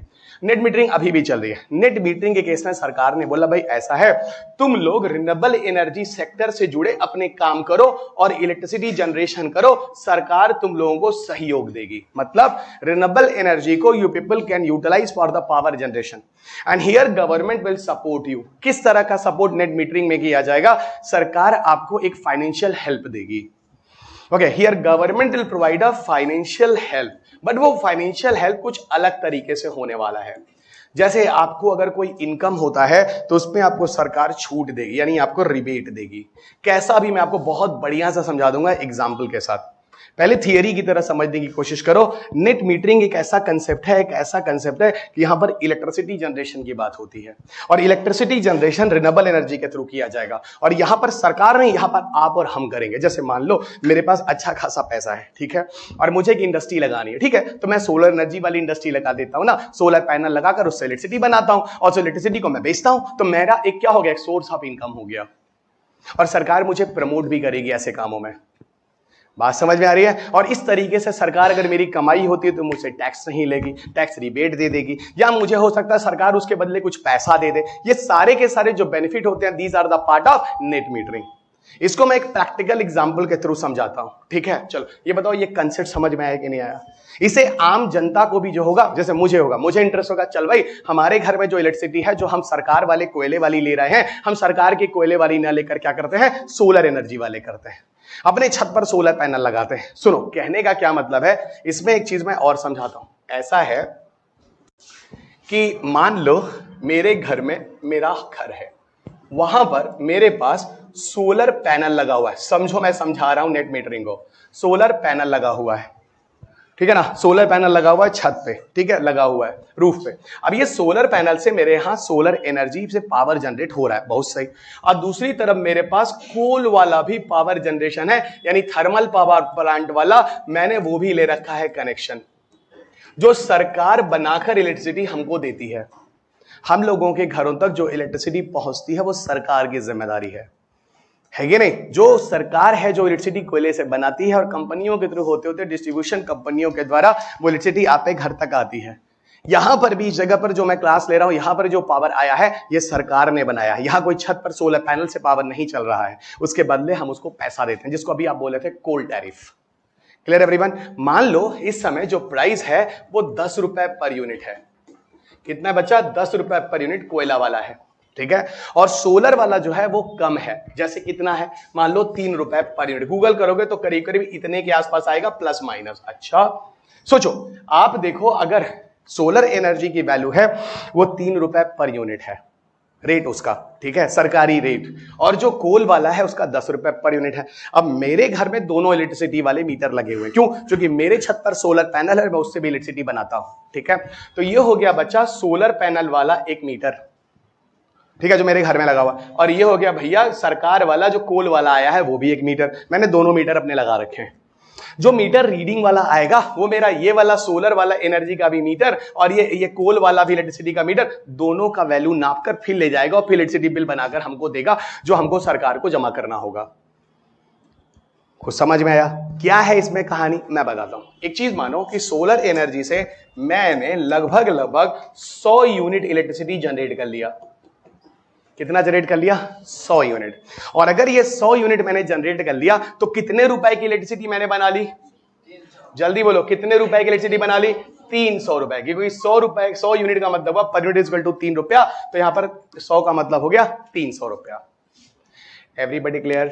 क्लियर। अब सुनो, यहां पर एक चीज और समझो, मैंने यहां पर 300 रुपए बना लिया, लेकिन एक बात सुनो, अगर यही 100 यूनिट मैं अगर सरकार से खरीद रहा होता तो सरकार को मैं कितना बिल दे रहा होता? 1000 रुपया। इतना मैथमेटिक्स तो सबको पता है। अब एक बात बताओ, मैंने अगर अपने सोलर पैनल से 100 यूनिट बना लिया तो सरकार का 100 यूनिट मैंने बचा लिया। बताओ बचाया कि नहीं बचाया? पैसे के रिस्पेक्ट में मैंने कितना रुपया बचा लिया? 1000 रुपया। रुको अभी, पहले यहां 1000 बचा लिया और 300 रुपया यहां मैंने अपना बनाया था, तो यानी 300 रुपया 1000 में से माइनस हो जाएगा और मुझे मिलेगा 1000 में से कितना? 300 माइनस होने के बाद 700 रुपया। सरकार कहेगी रवि अग्रहरी तुम्हारे ना जो इलेक्ट्रिसिटी बचाई है वो 700 रुपए की इलेक्ट्रिसिटी बचा ली है, क्योंकि 3 रुपए पर यूनिट के हिसाब से इलेक्ट्रिसिटी का रेट है जो आप बना रहे हो, ठीक है ना। अगर आप वही इलेक्ट्रिसिटी हमसे खरीदते, 300 का आपने खुद ही बना लिया, हमसे खरीदते तो 1000 रुपए को खरीदना पड़ता, जिसके लिए हम प्लांट लगाते, खर्चा करते, 1000 रुपया खर्च होता, तब आप पे घर तक पहुंचता तो आप इलेक्ट्रिसिटी बिल देते। अब आपने मेरा 1000 रुपए बचा लिया, 1000 नहीं, आपने 300 अपना बनाकर वो कर लिया, अपना आपने बनाया, 1000 रुपए आपने मेरा बचाया, तो कुल मिला जुला के आपका जो 300 रुपए और 1000 रुपया में से 700 रुपया आपका रहेगा, वो आप ले जाइएगा। यानी आपको 700 रुपए का क्रेडिट मिला। सर लेकिन ये बताइए, मैं खुद बना रही हूँ अपने घर में, 300 रुपए क्यों दूंगी? इसलिए क्योंकि वो सोलर एनर्जी में सरकार तुमको मदद की है। अगर तुम पूरा लगा लो तो कोई दिक्कत नहीं है, फिर तुम पूरा का पूरा फिर सरकार से ले ही क्यों रही हो जो अपना काम भर का हो गया। लेकिन फिर भी हम सरकार से ही इसलिए लेते हैं, मान लो 10 दिन लाइट नहीं आया सनलाइट, तब अंधेरे में बैठेंगे, इसलिए। तो दोनों का प्लस माइनस होने के बाद आपके पैसा आपके अकाउंट में क्रेडिट हो जाएगा। अब सुनिएगा, यही मैं आपको बता दूं, सरकार आपसे कभी पैसा देती नहीं है, सरकार आपको पैसा कभी देती नहीं है। मेरा इनडायरेक्टली कहने का मतलब है आपसे अकाउंट नंबर मांग के आपके अकाउंट में 700 रुपया नहीं डालती है, वो कहती है आपका इलेक्ट्रिसिटी बिल माइनस 700 रुपया हुआ है, अगली बार जब प्लस अगर 2000 हो गया तो 700 माइनस हो जाएगा, तो 1300 उस समय दे देना। ओ इलेक्ट्रिसिटी बिल माइनस 700 आएगा, वो 700 माइनस कहलाएगा, ठीक है ना। यानी आप पर खुद सरकार का क्रेडिट है, सरकार आपको देगी, लेकिन वो कभी देती नहीं अकाउंट नंबर मांग के, वो अगली बार जब बढ़ जाता है उसमें जब माइनस हो गए कंपनसेट किया जाता है। माइनस लाखों में हो गया तो हम क्या करें? हाँ नहीं मिलेगा। सरकार आपको कभी पैसा देती है? सरकार आपको 1300 रुपया 1500 रुपया भी दे रही है, महिलाओं को 3000 रुपया दे रही है, कितने दिन के लिए देगी? सिर्फ 4 महीने के लिए, इलेक्शन तक। उसके बाद और कांग्रेस वाले क्या कह रहे हैं? 1500 रुपए देंगे, वो कह रहे हैं 5 साल देंगे। कौन सा अच्छा आप डिसाइड कर लीजिएगा। ये 4 महीने के लिए 3000 और सारा आपका पीछे का सब वो सब बंद कर दिए हैं, सब जो आपका वो सब मिलने वाला था, ठीक है ना। दोनों आप लोगों को बेवकूफे बना रहे हैं, और वो पैसा ये लोग कहां लेंगे? ये अपना अपना अपना घर बेच के आपको देंगे, ये आप ही का पैसा लेकर आप ही को दे रहे हैं इलेक्शन जीतने के लिए। चलिएगा, क्योंकि हम लोग पढ़े लिखे बेवकूफ हैं। आइए इधर आइए। कर्नाटक में इलेक्शन इस दम पे हुआ कि कौन कमीशन कम ले रहा है। चलिएगा, हम लोगों ने कर्नाटका में गवर्नमेंट इस दम पे नहीं बनाया, ईमानदार गवर्नमेंट ये बनाया कि एक 40% लेता है, एक 20% लेता है, तो जो 20% ले रहा है उसको हम गवर्नमेंट बनाने को देंगे, क्योंकि हम ईमानदार गवर्नमेंट नहीं बना रहे, हम कम करप्ट गवर्नमेंट बनाने जा रहे हैं। क्योंकि कमीशन तो दोनों ले रहे हैं ना। सोचो, देश हमारा ऐसा है जहां दोनों पार्टी के लोग कमीशन ले रहे हैं, सिर्फ डिफरेंस यह है कौन ज्यादा ले रहा है कौन कम ले रहा है। इस बार वोट हम लोगों ने उसको दिया कर्नाटक में जो लोग कम कमीशन वाले थे, लेकिन चोर वो भी थे। यह है हमारा भारत, यानी दोनों चोर हैं। कौन कितना बड़ा चोर है वही देखना था, कौन कम चोर है, लेकिन चोर दोनों है। आइए, अभी डकैत कौन है वो नहीं मिला, वो भी आएगा एक दिन, जो आपका 100% खा जाएगा, वो भी आएगा, समय आ रहा है। आइए, इनक्रेडिबल इंडिया, आइए आइए, बहुत मजेदार इंडिया। आइए, दोनों आपको चूना लगाने आए। आइए आगे बढ़े। भारत देश में रहकर ईमानदारी की बात मत कीजिए, ये बस बनाइए भगवान से, भगवान हम फंस ना जाए किसी चीज में, बस चलिए नौकरी करते समय भगवान हम कहीं फंस ना जाए। ये बताओ, ये सारा कंसेप्ट समझ में आया नेट मीटरिंग का? तो ये आपका एक फाइनेंशियल एक वैल्यू है जो आपके अकाउंट में क्रेडिट हो रहा है। आ जाओ बच्चों, अब हम लोग आते हैं थोड़ा पीछे। ये बताओ, यहां पर जो हम लोग नेशनल लेवल लिखे थे, ओहो, यहाँ पे जो नेशनल लेवल लिखे थे, ओहो, तुमको क्या मक्खी उक्खी बैठी है क्या? नहीं, चलो छोटा हो जाओ भाई। हाँ हुआ हुआ। ये देखो, इधर हम लोग नेशनल लेवल में बात कर रहे थे। रुक जाओ रुक जाओ रुक जाओ रुक जाओ। हाँ, अब हम लोग बात करने जा रहे हैं इंटरनेशनल लेवल पे। Everybody clear? नेशनल लेवल पे ये सारी कहानी मैंने आपको बता दी जो चल रही है, ठीक है। अब आ जाओ इंटरनेशनल लेवल पे, ठीक है। देखो बच्चों, इंटरनेशनल लेवल पे क्या चल रहा है? इंटरनेशनल लेवल पे इंटरनेशनल सोलर अलायंस की बात होती है। किसकी बात होती है?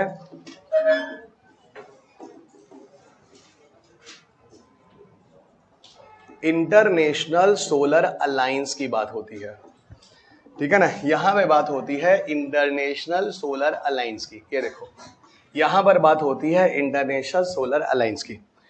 इंटरनेशनल सोलर अलायंस वैसे आता है इन्वायरमेंट में जब हम लोग पेरिस कन्वेंशन पढ़ते हैं। फिलहाल थोड़ा सा मुझे टच करना पड़ेगा अपने साइंस एंड टेक्नोलॉजी की चीज़ों को बताने के लिए। इंटरनेशनल सोलर अलायंस के बारे में सबसे पहले इसके बारे में जो बताने वाले शख्स हैं उनका नाम है honourable prime minister Shri Shri Narendra Modi ji, है ना। ये श्री श्री नरेंद्र मोदी, दामोदर दास मोदी जो भी है ना, इन्होंने सबसे पहले दुनिया वालों को कहा इंटरनेशनल सोलर अलायंस के बारे में। और ये पहुंचे थे 2015 में एक इंडो अफ्रीकन मीट्स में एज अ चीफ गेस्ट, ठीक हो। इंडो अफ्रीकन मीट्स में हमारे honourable prime minister Indo African meets में पहुंचे थे एज अ चीफ गेस्ट बन के। वहां पर इन्होंने सबसे पहले दुनिया वालों को बोला कि भाई हम सब मिलकर एक इंटरनेशनल सोलर अलायंस बनाते हैं, एक ऐसा ग्रुप बनाते हैं जो मिलजुल कर पूरी दुनिया में सोलर एनर्जी को बूस्ट अप करने की कोशिश करेगा, ठीक है। अच्छा, बहुत अच्छी बात है भाई, इंटरनेशनल सोलर अलायंस बनाने की बात होती है। अब ये देखो, ये जो मीटिंग होती है मेरे ख्याल से सितंबर या अक्टूबर का टाइम होता है 2015, हो सकता है जुलाई अगस्त भी हो, बट ये हाँ 2015 का मिड का टाइम था। 2015 में इसके ठीक 3-4 महीने के बाद, ठीक है, जब इंडो अफ्रीकन मीट खत्म हो जाता है, यहां पर हम पहुंचते हैं कहां? UNFCCC की मीटिंग चल रही होती है। कौन सी मीटिंग? COP21। कब? 2015। महीना कौन सा था? नवंबर दिसंबर। यहां क्या था? जुलाई अगस्त के आसपास या सितंबर अक्टूबर के आसपास। अब यहां पर जो COP21 की मीटिंग हो रही थी, 21वीं मीटिंग जो हो रही थी UNFCCC। अब देखो, इन्वायरमेंट अभी तुम लोगों को जब पढ़ोगे तो सब चीजें पता चलेंगे, ठीक है। क्या पता चलेंगे? UNFCCC एक ऐसा इंटरनेशनल बॉडी है, United nation framework convention on climate change, जो पूरी दुनिया में ग्रीन हाउस गैस को कंट्रोल करने की कोशिश करता है कि दुनिया में जो ग्रीन हाउस गैसेस हैं वो न्यूट्रल कंडीशन में आ जाएं। ये सब चीजें आपको इन्वायरमेंट में सुनने में मिलेंगी। जीरो एमिशन, कार्बन न्यूट्रलिटी, ये सारी चीजें आपको आगे सुनने में आएंगी। सुनो बच्चों, यहीं पे एक चीज बता दूं, COP21 2015, यहां पर जो पेरिस कन्वेंशन हो रहा होता है, तो यहां पर असल में पहली बार डिस्कशन होता है इंटरनेशनल सोलर अलायंस पर। यानी अगर ये बोला जाए इंटरनेशनल सोलर अलायंस कहां बॉर्न हुआ, तो भाई पेरिस कन्वेंशन में हुआ। UNFCCC की 21वीं मीटिंग जो हो रही थी पेरिस में। और UNFCCC जो है, यूनाइटेड नेशन की जो बॉडी है, इसका काम क्या है? पूरी दुनिया के ग्रीन हाउस गैस एमिशन को कंट्रोल करना। Everybody clear? और सबको पता है, और सबको पता है कि दुनिया में मेन रीजन जो ग्लोबल वार्मिंग का है वो क्या है? Thermal power plant. और सबको पता है अगर हम सोलर एनर्जी की तरफ जाकर इलेक्ट्रिसिटी बना दिए तो हो जाएगा कार्बन एमिशन जीरो। समझ में आ रहा है? तो सबको ये लगा कि ऐसा है कि सोलर एनर्जी को बूस्ट अप करते हैं। जैसे सोलर एनर्जी से इलेक्ट्रिसिटी बनने लगेगी वैसे लोग कोयले को जलाना कम करेंगे, एनवायरमेंट का जो एमिशन पोल्यूशन लेवल है वो कंट्रोल होने लगेगा। अब जाकर इंटरनेशनल सोलर अलायंस बॉर्न होता है। वो अलग बात है, इंटरनेशनल सोलर अलायंस लाया जाता है अगले साल COP22 की मीटिंग में 2016 में, है ना, मोरक्को में जो होता है मराके से, पर उस पर हम लोग नहीं जाएंगे। और यहां से जाके फिर वो चीज आती है और फिर काम करती है। अब हमको बात ये करना है ऐसा क्या है इंटरनेशनल सोलर अलायंस पे जो हमें यहां बात करनी है जिससे भारत को फायदा मिल रहा है। इस टॉपिक को समझाने के लिए हम लोग को पीछे जाना पड़ा इन्वायरमेंट की तरफ। अब मैं पहुंचाता हूं यहां पर क्या होगा। यहां पर जो एक फंडिंग जनरेट करने की बात हुई है, लगभग $100 बिलियन का एक फंड जनरेट किया जाएगा इंटरनेशनल सोलर अलायंस के अंदर। और एक बात और बता दूं, इंटरनेशनल सोलर अलायंस का जो हेडक्वार्टर है, ये सब इन्वायरमेंट का टॉपिक है। आप जब इन्वायरमेंट वाली मेरी किताब पढ़ोगे तो तुम लोग को मिली है जो है ना, जो मिली है उसमें ये सारी चीजें लिखी गई हैं। इसका जो हेडक्वार्टर है ये वो गुरुग्राम में है, गुरुग्राम में है, ठीक है, गुरुग्राम में बनाया गया। और जो इंटरनेशनल सोलर अलायंस का हेडक्वार्टर है वो भारत में ही है, वो भारत के गुरुग्राम में बना है। और इसको बनाने में फ्रांस ने भारत की मदद भी की है, जो खर्चा पानी हुआ है फ्रांस ने अच्छा खासा दिया है। ओके, तो where is the international solar alliance headquarter? Gurugram, Haryana, ठीक है, भारत। अब सुनो, ये जो पैसा वैसा है ना, ये पैसा जो होगा जनरेट किया जाएगा और ये पैसे की मदद से दुनिया में सोलर एनर्जी को हर साल बूस्ट अप करने की कोशिश की जाएगी। किस तरीके से? सुनो बच्चों, डेवलप्ड कंट्री जो है वो डेवलपिंग कंट्री की हेल्प करेंगे। और सुनो, ये बहुत जरूरी है, हमको सिर्फ एक आंसर दे दो, इस दुनिया में डेवलप्ड कंट्री ग्लोबल वार्मिंग ज्यादा कर रहे हैं या डेवलपिंग कर रहे हैं? डेवलप कर रहे हैं या डेवलपिंग कर रहे हैं? हम तुमको बता देते हैं, डेवलपिंग कर रहे हैं, ठीक है, डेवलपिंग कर रहे हैं। लेकिन डेवलपिंग को आप फोर्स नहीं कर सकते, प्रेशर नहीं कर सकते, सब भूखों मर जाएंगे सब। अगर इंडस्ट्री बंद कर दिए, सबको एकदम मना कर दिए, फोर्स कर दिए, तो भूखे मर जाएंगे डेवलपिंग कंट्री, ठीक है। तो यहां पर डेवलप कंट्री की जिम्मेदारी है कि भैया तुम लोग डेवलपिंग कंट्री की मदद करो। किस तरह से? दो तरीके से। पहला जो होगा वो होगा फाइनेंशियल असिस्टेंस, मतलब पैसा वैसा से हेल्प करो। तो पैसा वैसा से क्या हेल्प करोगे? दिखो गया $1000 बिलियन। तो ये $1000 बिलियन का जो टारगेट है वो डेवलप्ड कंट्री ही बना रहे हैं बच्चों, इस फंड को जनरेट करेंगे। और इसकी मदद किसको की जाएगी? डेवलपिंग कंट्री को। और सुनो, इसीलिए कहते हैं जब आप सस्टेनेबल डेवलपमेंट गोल वगैरह जब इन्वायरमेंट में पढ़ोगे तो वहां बोला जाता है इन्वायरमेंट की सुरक्षा के लिए गरीबी खत्म होनी चाहिए। अरे भैया, गरीबी खत्म होगी तभी तो तुम लोग लकड़ी की जगह एलपीजी खरीदोगे। एलपीजी का सिलेंडर 1150 रुपए खरीदे की कितने लोगों की औकात है? नहीं है बच्चों। 70% सिलेंडर की रिफिलिंग नहीं की जा पाई है, दोबारा लोग नहीं भर पाए हैं भारत के गांव में, लेकिन उस बारे में किसी ने बात ही नहीं की। आप गूगल जाइए, गूगल ना तो कांग्रेस ना बीजेपी का है, गूगल इकोनॉमी उसका अमेरिका का है, उसको क्या लेना देना इन लोगों से? समझ में आई बात? आप सर्च कीजिए, आपको इस तरह का डेटा मिलेगा। तो सर इसका मतलब यह है कि अगर हमारे देश में गरीबी नहीं रहेगी तो लोग बिल्कुल अगर नहीं रहेगी तो लोग लकड़ियां ना जला के एलपीजी जलाएंगे, और एलपीजी जलाएंगे तो एनवायरमेंटल पोल्यूशन नहीं होगा। इसीलिए जब आप सस्टेनेबल डेवलपमेंट का गोल एनवायरमेंट में पढ़ेंगे उसमें बोला गया है विमेन एम्पावरमेंट, पॉवर्टी एलिविएशन, ये सब कॉजेज जरूरी हैं। एजुकेशन है ना, पैसा होना, ये सब बहुत ज्यादा जरूरी है पर्यावरण को सुरक्षित रखने के लिए। कुछ समझ में आ रहा है? सुनते रहे ना, बहुत मजेदार टॉपिक, एकदम कहानी की तरह चीजों को जोड़ो। अगर आप कंसेप्ट नहीं समझोगे मेंस का क्वेश्चन छू नहीं पाओगे। अच्छा, एक हो गया फाइनेंशियल असिस्टेंस। और इंटरव्यू में क्या बोलोगे? नॉलेज कहां से इतना सारा ले पाओगे? इसलिए कहता हूं क्लास को खूब बढ़िया से सुनो। अब सुनो, फाइनेंशियल असिस्टेंस के साथ अगली चीज, यहां पर एक चीज और है, ठीक है, यहां पर एक चीज और है फाइनेंशियल असिस्टेंस के साथ। क्या है? दूसरा है कि टेक्नोलॉजी ट्रांसफर भी किया जाए। अब सर ये क्या है टेक्नोलॉजी ट्रांसफर? बताता हूं बच्चा, टेक्नोलॉजी ट्रांसफर भी किया जाए, टेक्नोलॉजी ट्रांसफर भी किया जाए, ठीक है।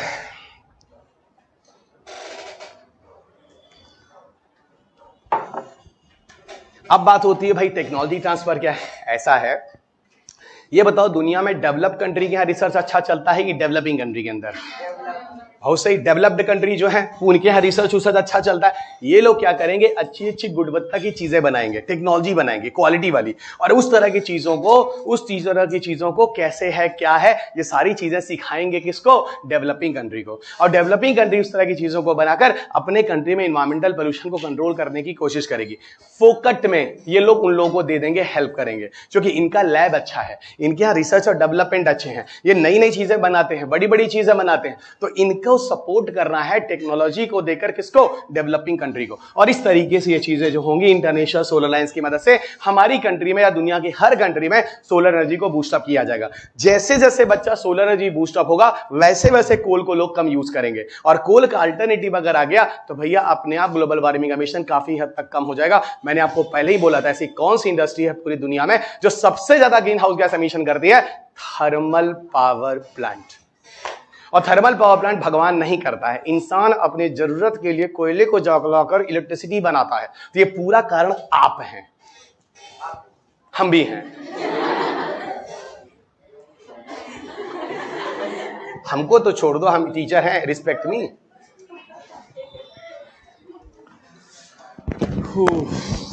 रुक जाओ, हाँ 1 मिनट, बढ़िया से एक चीज समझ में आया है कि नहीं आया है? सोचो अगर आप क्लास में नहीं रहते या ये जो लोग ऑनलाइन जो वीडियो नहीं सुनते, बताओ इन लोगों को इतनी सारी चीजें कैसे तुम लोग पढ़ पाते? जल्दी बोलो हाँ सर, नहीं पढ़ पाते। और अगर पढ़ते भी तो इस तरीके से समझकर चीजों को जोड़ नहीं पाते कि कहां इन्वायरमेंट चल रहा है, कहां एनर्जी चल रही है और कहां जुड़ रही है। और सर बिल्कुल ऐसा लग रहा है जैसे कि हमको कोई कहानी आप सुना रहे हैं, और उस कहानी के अंदर सारे टेक्निकल चीजें को आप नाम लिख दे। अब सोचो आज पता चला, और अरे हाँ सुनो तुम्हारे मेंस के पेपर में क्वेश्चन भी आया है। कब आया है? 2021 में, ठीक है, मेंस में आया, लेकिन इसको हम इन्वायरमेंट से जोड़ देते हैं।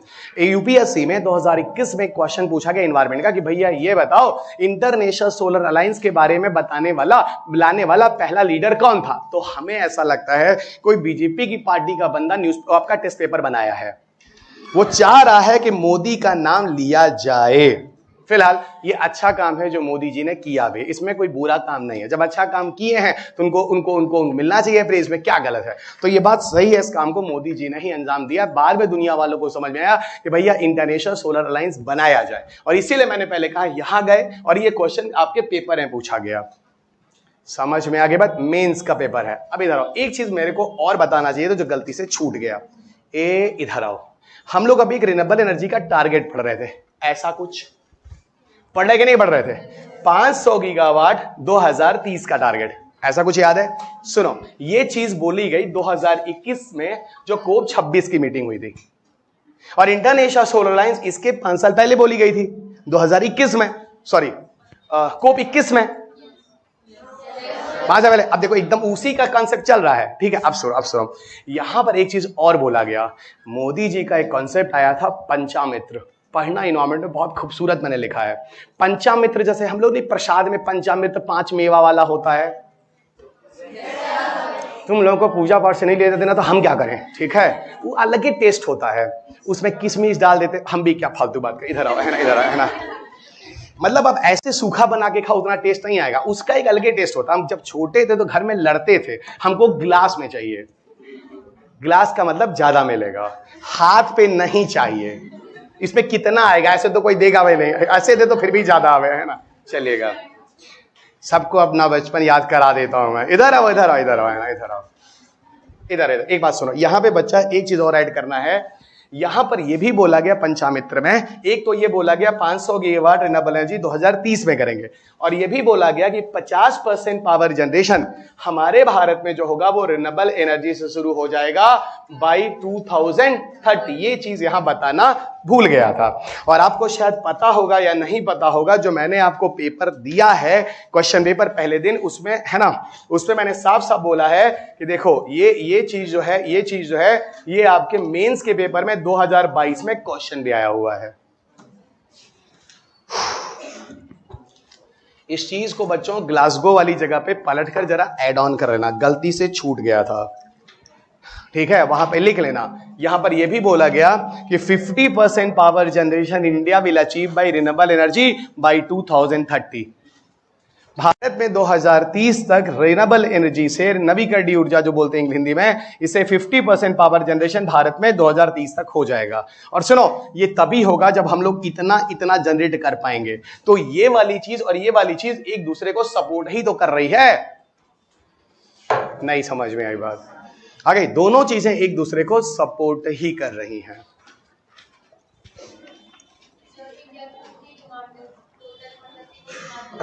इंडिया की कितनी डिमांड मतलब?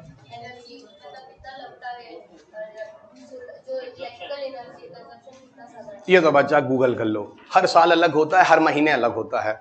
अब वे बता देंगे कि हमको एक पावर प्लांट बनाना है, इतना करना है, तो वो अलग हो जाएगा। और हमारे देश में हर साल बढ़ता है, हर मिनट बढ़ता है, हर सेकंड बढ़ता है, क्योंकि हमारे देश में इंफ्रास्ट्रक्चर कभी पूरा होगा ही नहीं।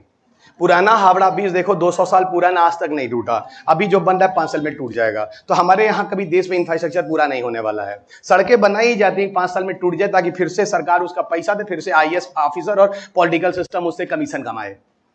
सोचो, पुराना 200 साल पुराना ब्रिज तैयार है, लेकिन आज जो बाबर बना के गया, कौन बना के गया अंग्रेज के जमाने में, हावड़ा ब्रिज क्या क्या सब तैयार है, आज जो बनता 5 साल में टूट जाता। क्यों? कमीशन खाना है ना। तब कितना हम बोले, कितना इलेक्ट्रिसिटी, इंफ्रास्ट्रक्चर के लिए इलेक्ट्रिसिटी चाहिए, घर बनाने के लिए इलेक्ट्रिसिटी। हम लोग अपने इंडिया में 40% से ज्यादा पावर तो अपने घर के हाउस होल्ड में यूज कर लेते हैं। ये घर के अंदर एसी चलाने में, घर के अंदर फ्रिज रेफ्रिजरेटर में। तो सर 60% इलेक्ट्रिसिटी बाहर, तो लगभग 40% हमारा घर का खपत है भाई। तो बच्चा ये कोई फिक्स वैल्यू मैं दे नहीं सकता। जब तुम बोलो कि उस समय मेरे को गूगल जाना होगा, उस समय चेक करके बताना, देखो अभी इतना चल रहा है और पक्का परसों कुछ और होगा। अब ये एट प्रेजेंट वाला तो एट प्रेजेंट में ही देखेंगे ना। अभी क्यों देखें? जब हमको पेपर जब 25 में देना तो 25 में देखेंगे, 26 में देना होगा तो 26 में देखेंगे। अभी हम देखे सरदर्द क्यों करें? अभी हम तुमको बोले हैं जो अभी टारगेट बनाए हो उसमें भी रुक जाओ। क्या पता वो टारगेट अभी थोड़ा बदल जाए। 2000 जब आप मई में एग्जाम देने जा रहे हो कि मई जून में पीटी में, उस समय क्या पता टारगेट बदल जाए। टारगेट भी रुक जाओ। अभी आप आज के समय में फैक्ट पढ़कर अपनी जिंदगी हेल करने जा रहे हैं। इस तरह के फैक्ट को मत पढ़िए, आप बर्बाद हो जाएंगे। क्योंकि कल कुछ और पढ़ेंगे, परसों कुछ और पढ़ेंगे और अगला दिन कुछ और पढ़ेंगे। ये फैक्ट कभी फिक्स है ही नहीं, तो फैक्ट पे क्यों? और आप हमको बताइए, यूपीएससी में कभी आपके पीटी में कोई फैक्ट आया है? नहीं आया। आप बेवकूफ है, लेके फैक्ट रट रहे हैं, क्योंकि आप क्वेश्चन पेपर नहीं देखे हैं। इधर आइए। हाँ, डेवलप्ड कंट्री की एनर्जी रिक्वायरमेंट क्यों नहीं होगी बच्चा? उनके पास इंडस्ट्री दे दनादन चल रहा है, ठीक है ना। लेकिन सुनो, ऐसा भी नहीं है, क्योंकि वो लोग काफी हद तक सैचुरेटेड पे भी आ चुके हैं। और ऐसा भी नहीं है, उनके पास पैसा है तो वो लोग रिन्यूएबल एनर्जी भी लगा सकते हैं, सोलर वोलर, है ना। हमारे भारत के पास बहुत सारी गबियां हैं, बहुत सारी दिक्कतें हैं। अगर रूट लेवल पे देखा जाए चलेगा। एक आंसर नहीं हो सकता जो आप पूछो। बहुत सारे स्टेटमेंट बहुत सारे तरीके से बताना पड़ेगा। उसके फेवर में भी बोल सकता हूं, उसके अगेंस्ट भी बोल सकता हूं, ठीक है। चलिएगा, तो ये सब हो गया। अब हम लोग आईएस से भी हो गया, बहुत बढ़िया। ये हो गया, ये हमारा 16 टैरिफ हो गया, बहुत बढ़िया। अब बच्चों हम लोग अगले टॉपिक पर आते हैं।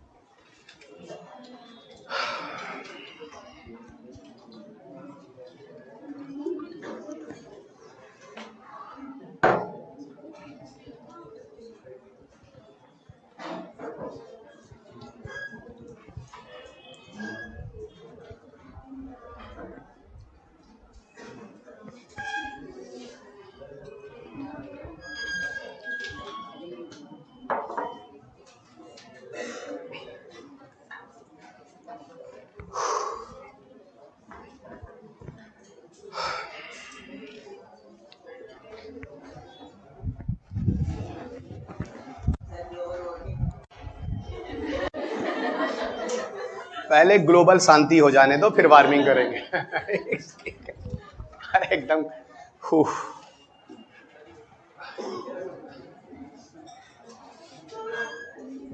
आनंद है, परमानंद है। वाह, सोचो ऐसा हर बच्चा सोचे तो यहां बैठने के लिए मार हो जाए।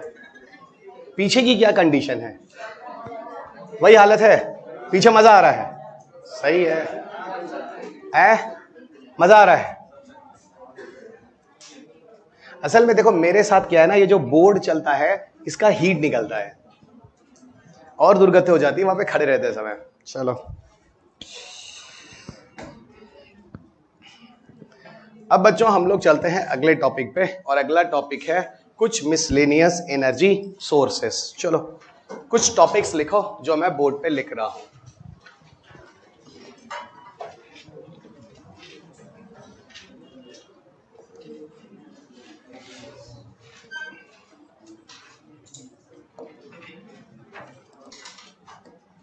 हम लोगों ने रिन्यूएबल एनर्जी में सिर्फ एक ही एनर्जी पढ़ा है जिसका नाम है सोलर।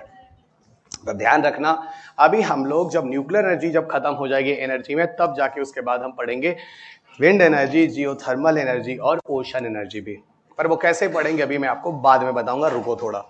अब हम आते हैं थोड़े मिसलेनियस एनर्जीजों से। बहुत सारे क्वेश्चंस हैं जो यहाँ पे पूछे गए, भरे हुए हैं क्वेश्चंस यहाँ पे।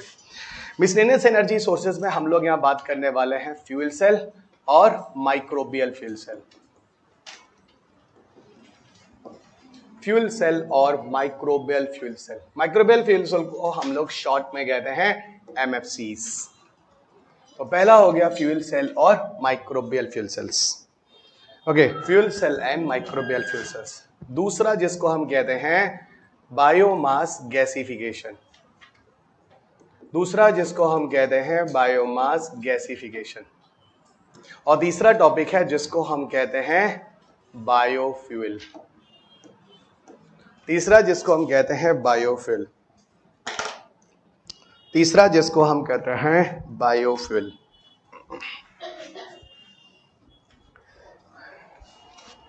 ओके, ये तीन टॉपिक्स हैं जो हम लोग पढ़ने वाले हैं। खूब सारे क्वेश्चंस हैं जो भरे हुए हैं। Microbial fuel cell 2012, fuel cell 2015, biomass gasification 2012-13, फिर 2019, फिर 2020। बायोफ्यूल में 5-6 क्वेश्चन सीधा ही 13 साल में पूछा गया है। कितना ईयर लिखूं? मतलब 10 क्वेश्चंस तो मुझे इन 3-4 टॉपिक से भी सामने दिख रहे हैं। मतलब जैसे ये 3 टॉपिक खत्म होते हैं वैसे ही आपके 10-12 क्वेश्चन यूपीएससी के बन जाएंगे, और वो भी इतने सारे क्वेश्चन जो रिपीट और रिपीट मार रहा है। देखो ना, रिपीट और रिपीट मार रहा है। 12 में करंट अफेयर्स, सेम क्वेश्चन 19 में फिर करंट अफेयर्स, सेम क्वेश्चन अगले साल फिर करंट अफेयर्स।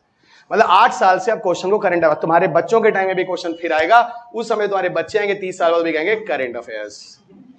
ये हालत है इस सब्जेक्ट का जो दुर्गति मचाए हो। आओ तुम लोग, अब हम लोग पहले शुरू करते हैं बच्चों फ्यूल सेल को और माइक्रोबियल फ्यूल को एक साथ लेते हैं। चलो हेडिंग डालो, फ्यूल सेल और माइक्रोबियल फ्यूल सेल। ठीक है, अब यहां पर सबसे पहले मेन हेडिंग तो हो गई फ्यूल सेल और माइक्रोबियल फ्यूल सेल। अब इसमें सब हेडिंग है, दैट इज सब हेडिंग है ना, सब हेडिंग है battery versus fuel cell. Battery versus fuel cell, सब हेडिंग है battery versus fuel cell. Okay, सब हेडिंग है बैटरी वर्सेस फ्यूल सेल। क्या है भाई बैटरी वर्सेस फ्यूल सेल, जरा समझना। ठीक है, बैटरी वर्सेस फ्यूल सेल। देखो बैटरी इज वेरी कॉमन। क्यों? क्योंकि बैटरी हम सब अपने मोबाइल फोन में यूज करते हैं। बैटरी आजकल तो गाड़ियों में आ गई है, ईवी वाली गाड़ियां, जो बड़ा कॉमन है। बैटरी जब पापा हम लोग के इन्वर्टर खरीदते हैं तो भी एक बैटरी खरीदते हैं। Got it? तो battery is those that are very very common and everybody is know it very well कि बैटरी एक्चुअल में क्या है। पता है, बैटरी जो है वो सबने देखा है और फ्यूल जो है वो किसी ने नहीं देखा है, मुझे पता है।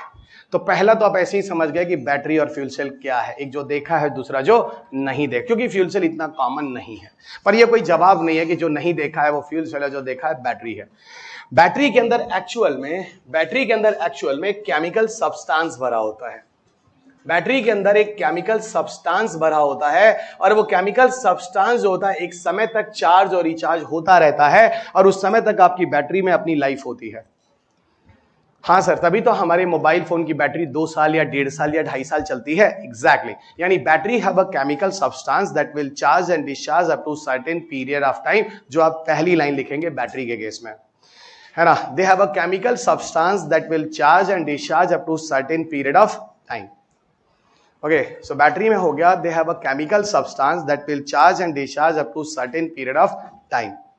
यानी उसके अंदर एक ऐसा केमिकल सब्सटेंस होता है जो एक निश्चित समय तक चार्ज और डिस्चार्ज होता है। ये बैटरी का कंसेप्ट हुआ पहला, सिंपल चीज हो गई। ठीक है, इसमें एक ऐसा केमिकल सब्सटेंस होता है जो एक निश्चित समय तक चार्ज और डिस्चार्ज होता है बैटरी के अंदर। लेकिन अगर हम फ्यूल सेल की बात करें तो फ्यूल सेल है presence of hydrogen as a source of energy. Fuel cell है presence of hydrogen as a source of energy. अच्छा, तो सर आप ये कह रहे हैं फ्यूल सेल में हाइड्रोजन एज अ फ्यूल की तरह प्रयोग में लाया जाता है। एग्जैक्टली, ठीक है ना। Fuel cell have a hydrogen as a source of energy. ठीक है, तो फ्यूल सेल में हाइड्रोजन फ्यूल को as a source of energy की तरह लाते हैं जिसको हम यूज करते हैं।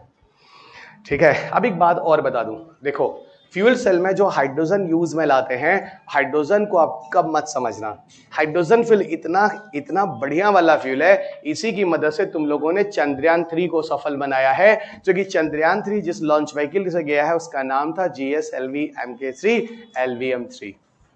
और GSLV के अंदर असल में क्रायोजेनिक इंजन था। उस क्रायोजेनिक इंजन के अंदर एक्चुअल में हाइड्रोजन ही था जो कि फ्यूल की तरह यूज किया गया। बताओ 3,84,400 किलोमीटर की दूरी तक आपको ये चंद्रयान 3 भेजा गया और बीच में कहीं पे भी पेट्रोल पंप नहीं था कि तेल भरा सकते हैं। ये सबको समझ में आ रहा है। सोचो हाइड्रोजन फ्यूल की कैपेसिटी को आप कितना समझ सकते हो।